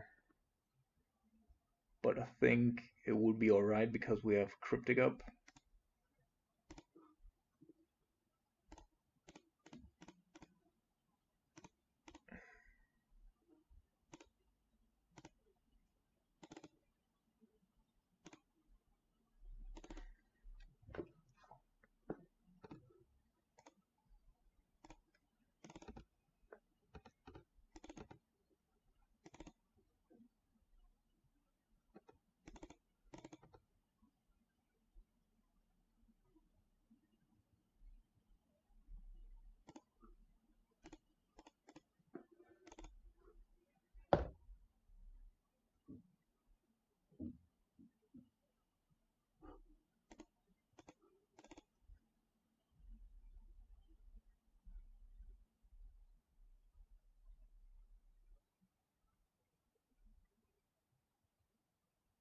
So I would put him at least one land.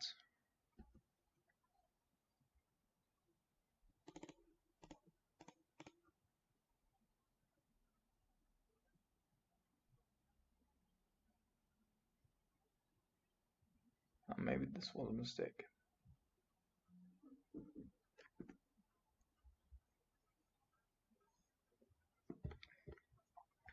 But he wouldn't need to have Bolt and Boris Charm in hands to kill us here.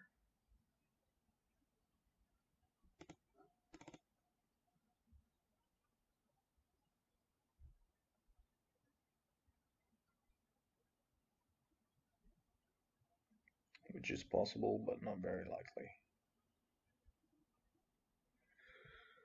Come on, man.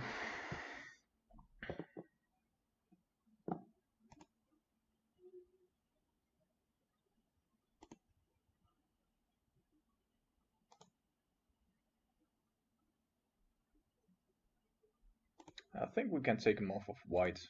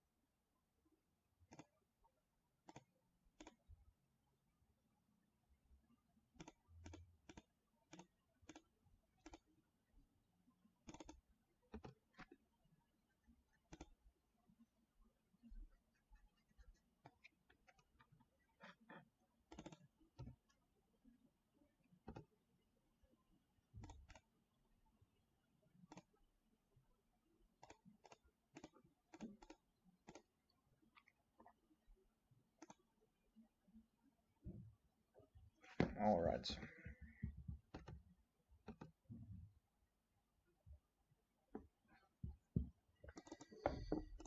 Yeah,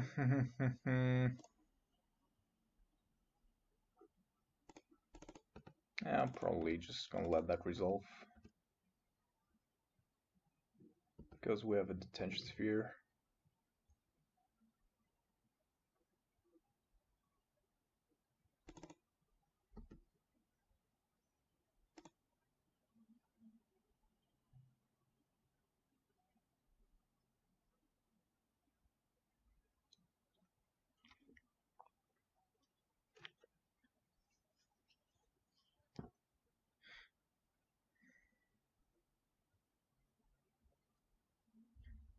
So we have, like, next turn we can go Swings of Revelation for 5, 6, 7, 8, 9, 10, 11, which would equal 8 life, and he should never be coming back from that one.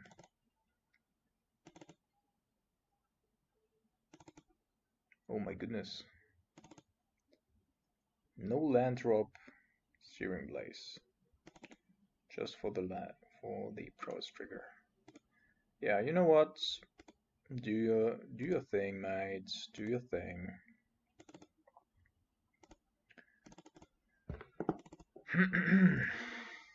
We're gonna wait. 1, 2, 3, 4, 5, 6, 7. That would be 5. That's 10. Should be enough in terms of life gain. Yep. See you around. We wanna have this. Porphyry nodes. Not too sure about. But I do probably wanna have.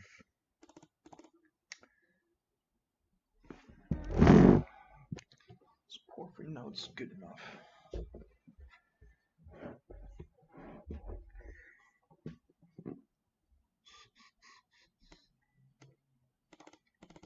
Temperature is also not very good.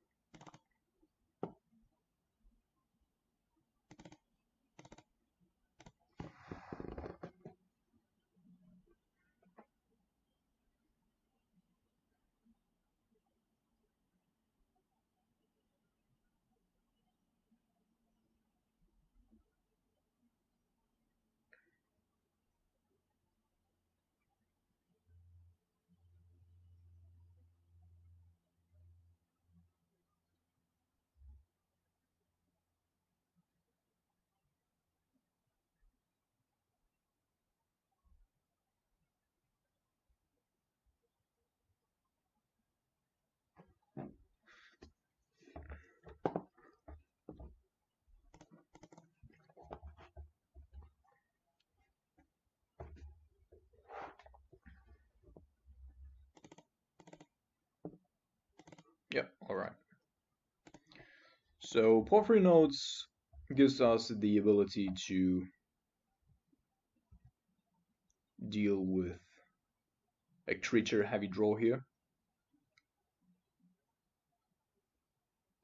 which apparently our opponent does have, at least to a certain degree.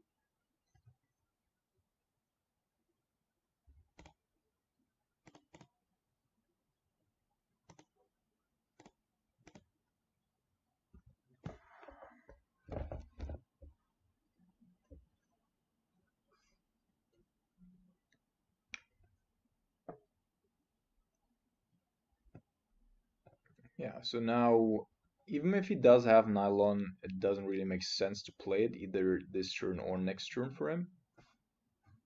Therefore,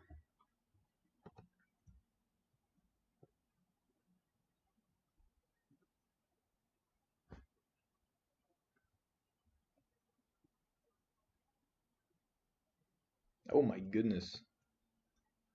Destructive Revelry? For real? Why? Why would he bring that in? I do not understand.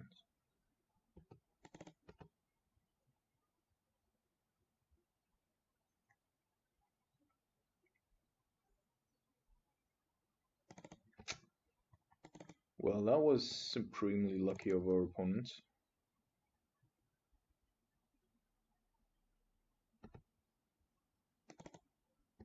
And we find a path to exile next turn. Could also just go for 4 life here. But that's probably better.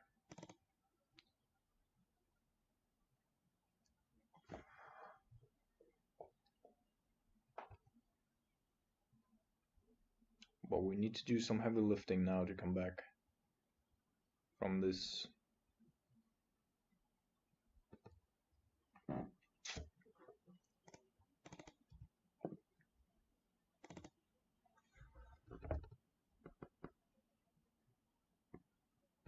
Best case scenario, we're gonna draw a Gideon.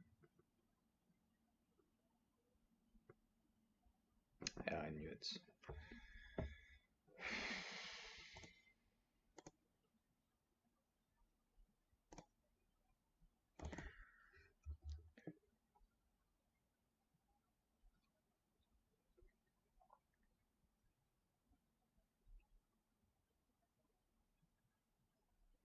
So on the upside, we still have Cryptic Command and Secure the Waste that can just grow to more than 3 CMC.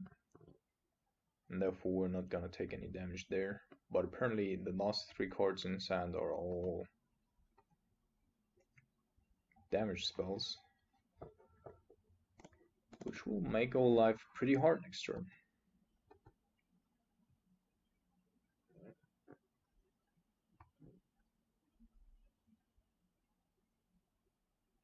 Actually, it would be beneficial to us if he didn't have a land drop here. He has to attack.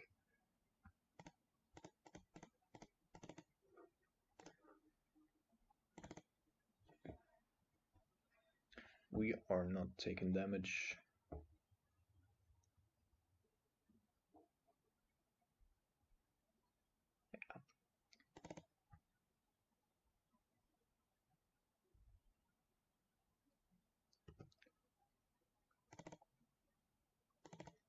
We're going to triple block just in case he has like a Searing Blaze that he wants to throw under the bus just to get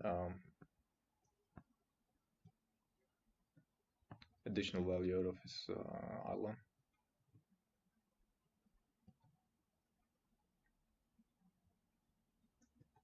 Yes. Boris Charm. Oh my god.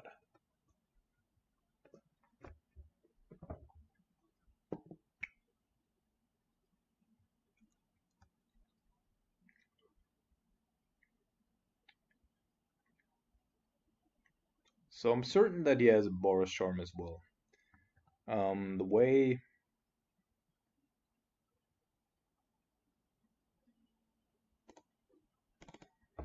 if we take this one away, then we should be staying alive next turn, and then afterwards we should have a dispel and a cryptic commands.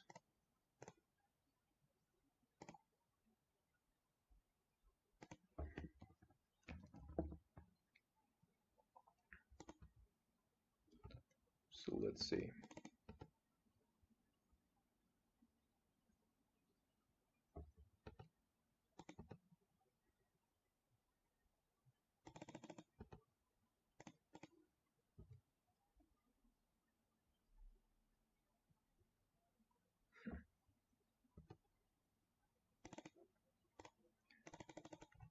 All right.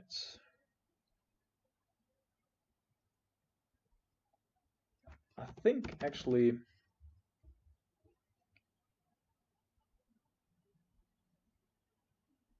yeah, that was too late already. I should have end of turn, like I stopped there to end of turn bounce the Eidolon so that he cannot sequence.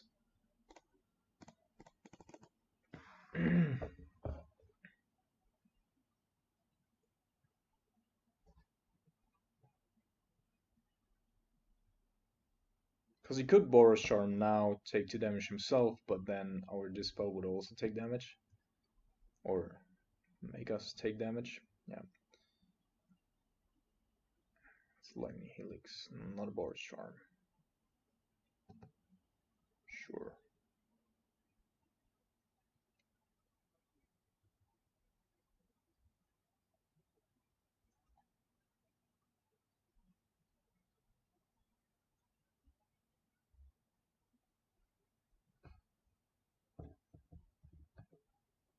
Lucky Inspiring Vantage there. Otherwise,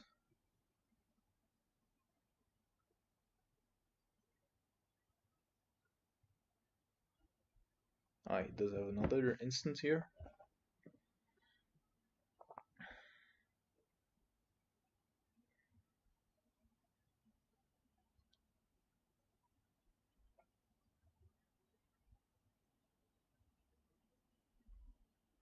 I think he's scared of a Blessed Alliance. That's the only spell that would keep us alive here.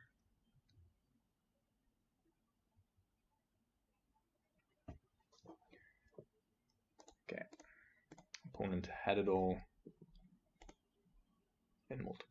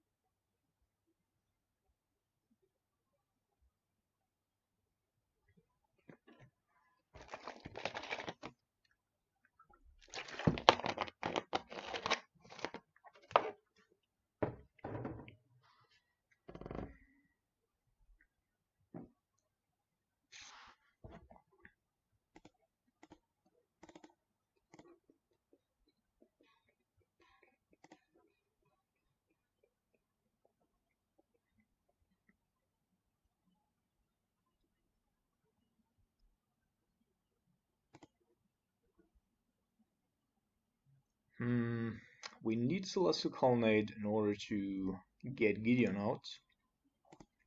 Therefore, I'm going to put it to the top. Also, in case he's playing Goblin Guide here, turn 1. And that's just fine.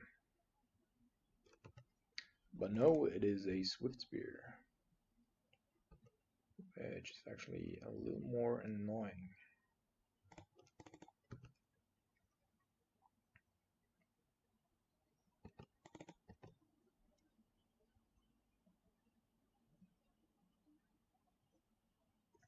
So I'm gonna take 1 damage off the Swift Spear if he refuses to cast anything into it. Just because I'm scared of Mylon. And then Gideon can take care. Alright. Actually, Gideon can still take care of the Swift Spear. We don't necessarily need to...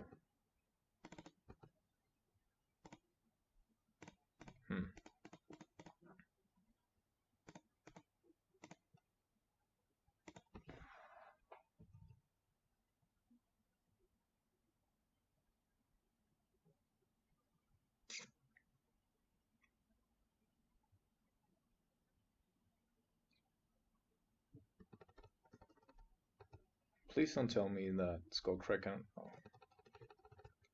like also target our Gideon. Okay. That is all fine. As long as Gideon lives.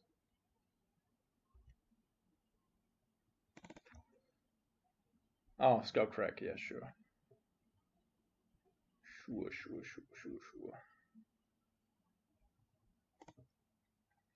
So apparently we need to survive the next turn, right? And we have 3 spells to do so. This, and then Logic Knot would be sufficient. Therefore, we're gonna get an emblem.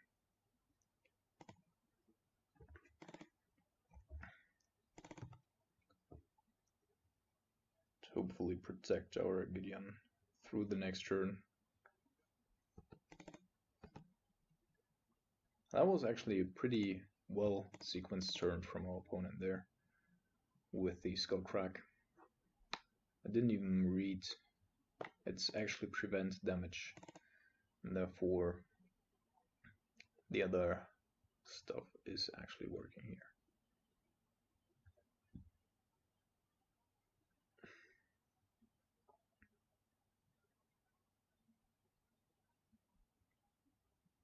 Alright, so there's at least a 2-drop in hand that is gonna get caught by our Spell Snare.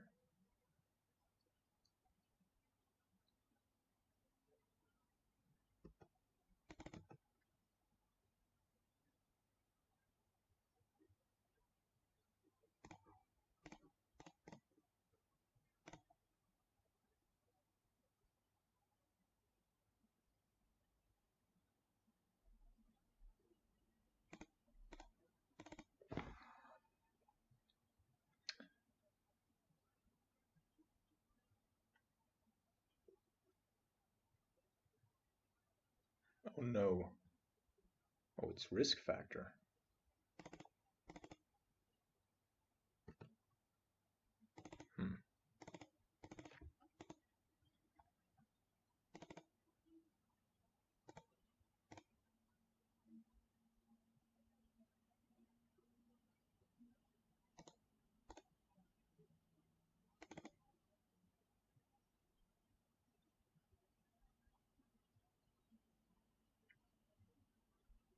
Deals us damage though, so I think we're gonna take the damage. Yes.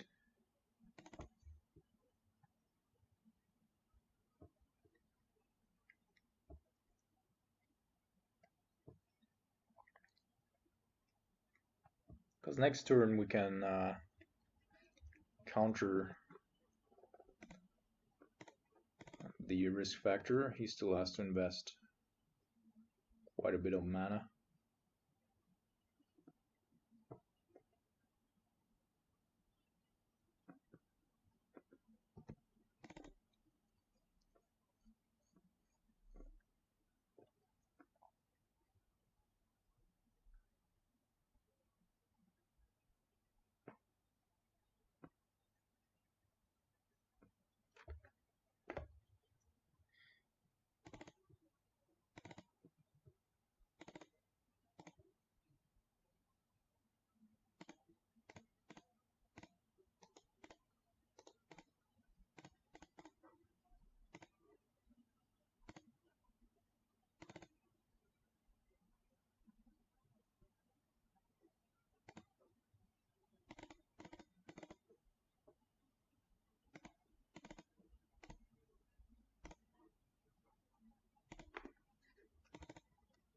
Actually, I know it would be pay life. So can I still think? Yeah, I can.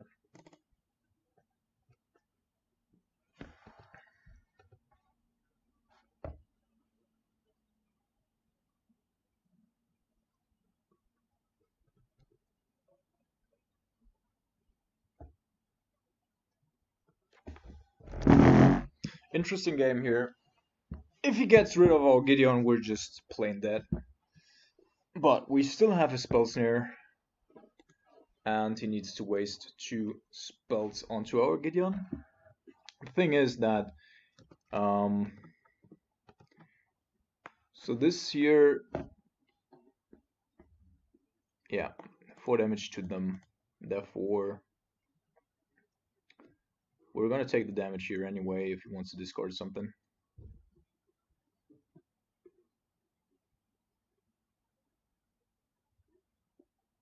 Alright, that's a Boros Charm, which we are gonna counter.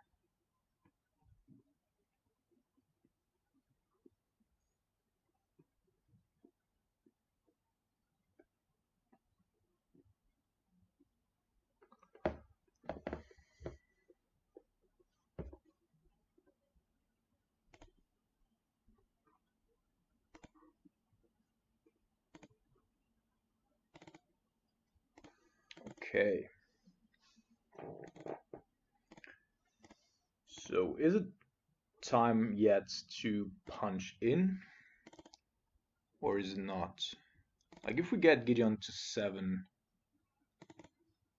No, alright. We cannot pay life anymore.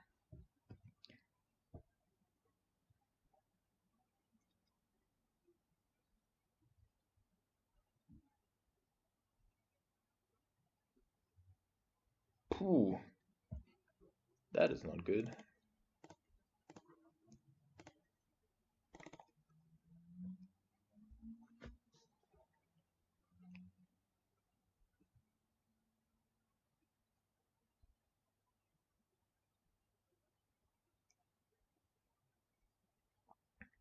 So our opponent has 2 problems here. First, he needs to have a spell that actually says can target planeswalkers as well. Actually, apparently most of this deck does that, which is a little bit annoying to me.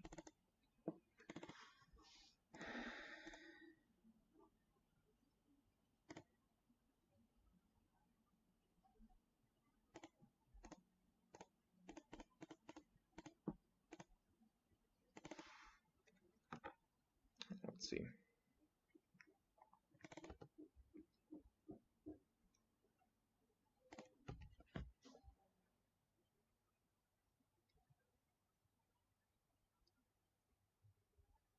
Maybe we should actually... So he needs to discard a card to do that. And yes.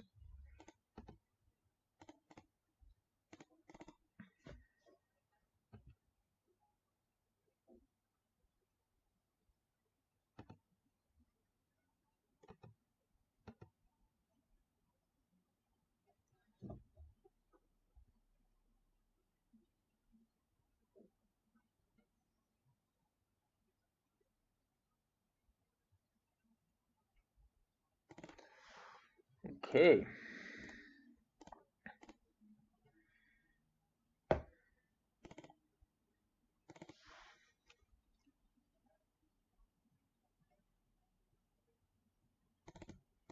So if he didn't have 6 damage in hand at that point, he probably also doesn't have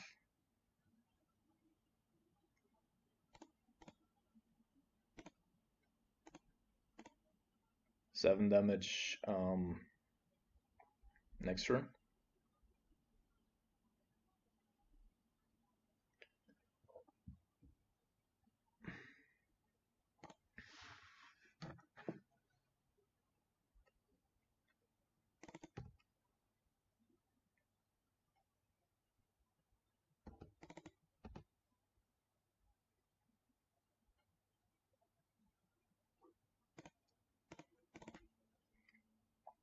I would assume that he only has...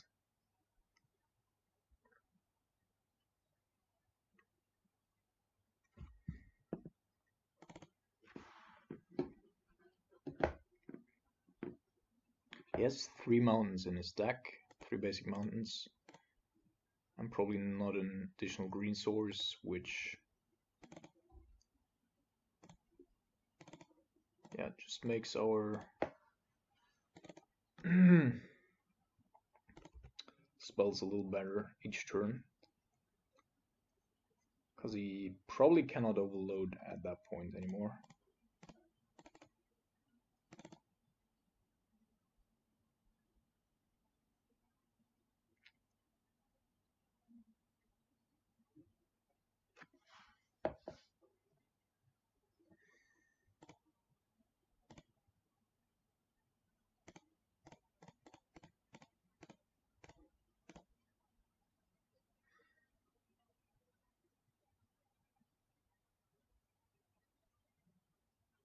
Timely reinforcements, that would be significant.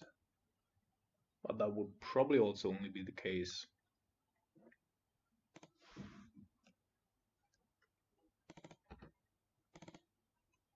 if he doesn't have a Skullcrack here.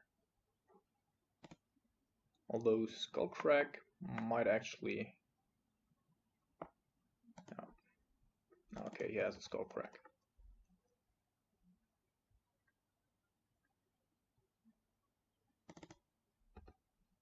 And that can actually also target that shit? Fuck you. No fucking way. Fuck this shit. Oh man, that was unlucky.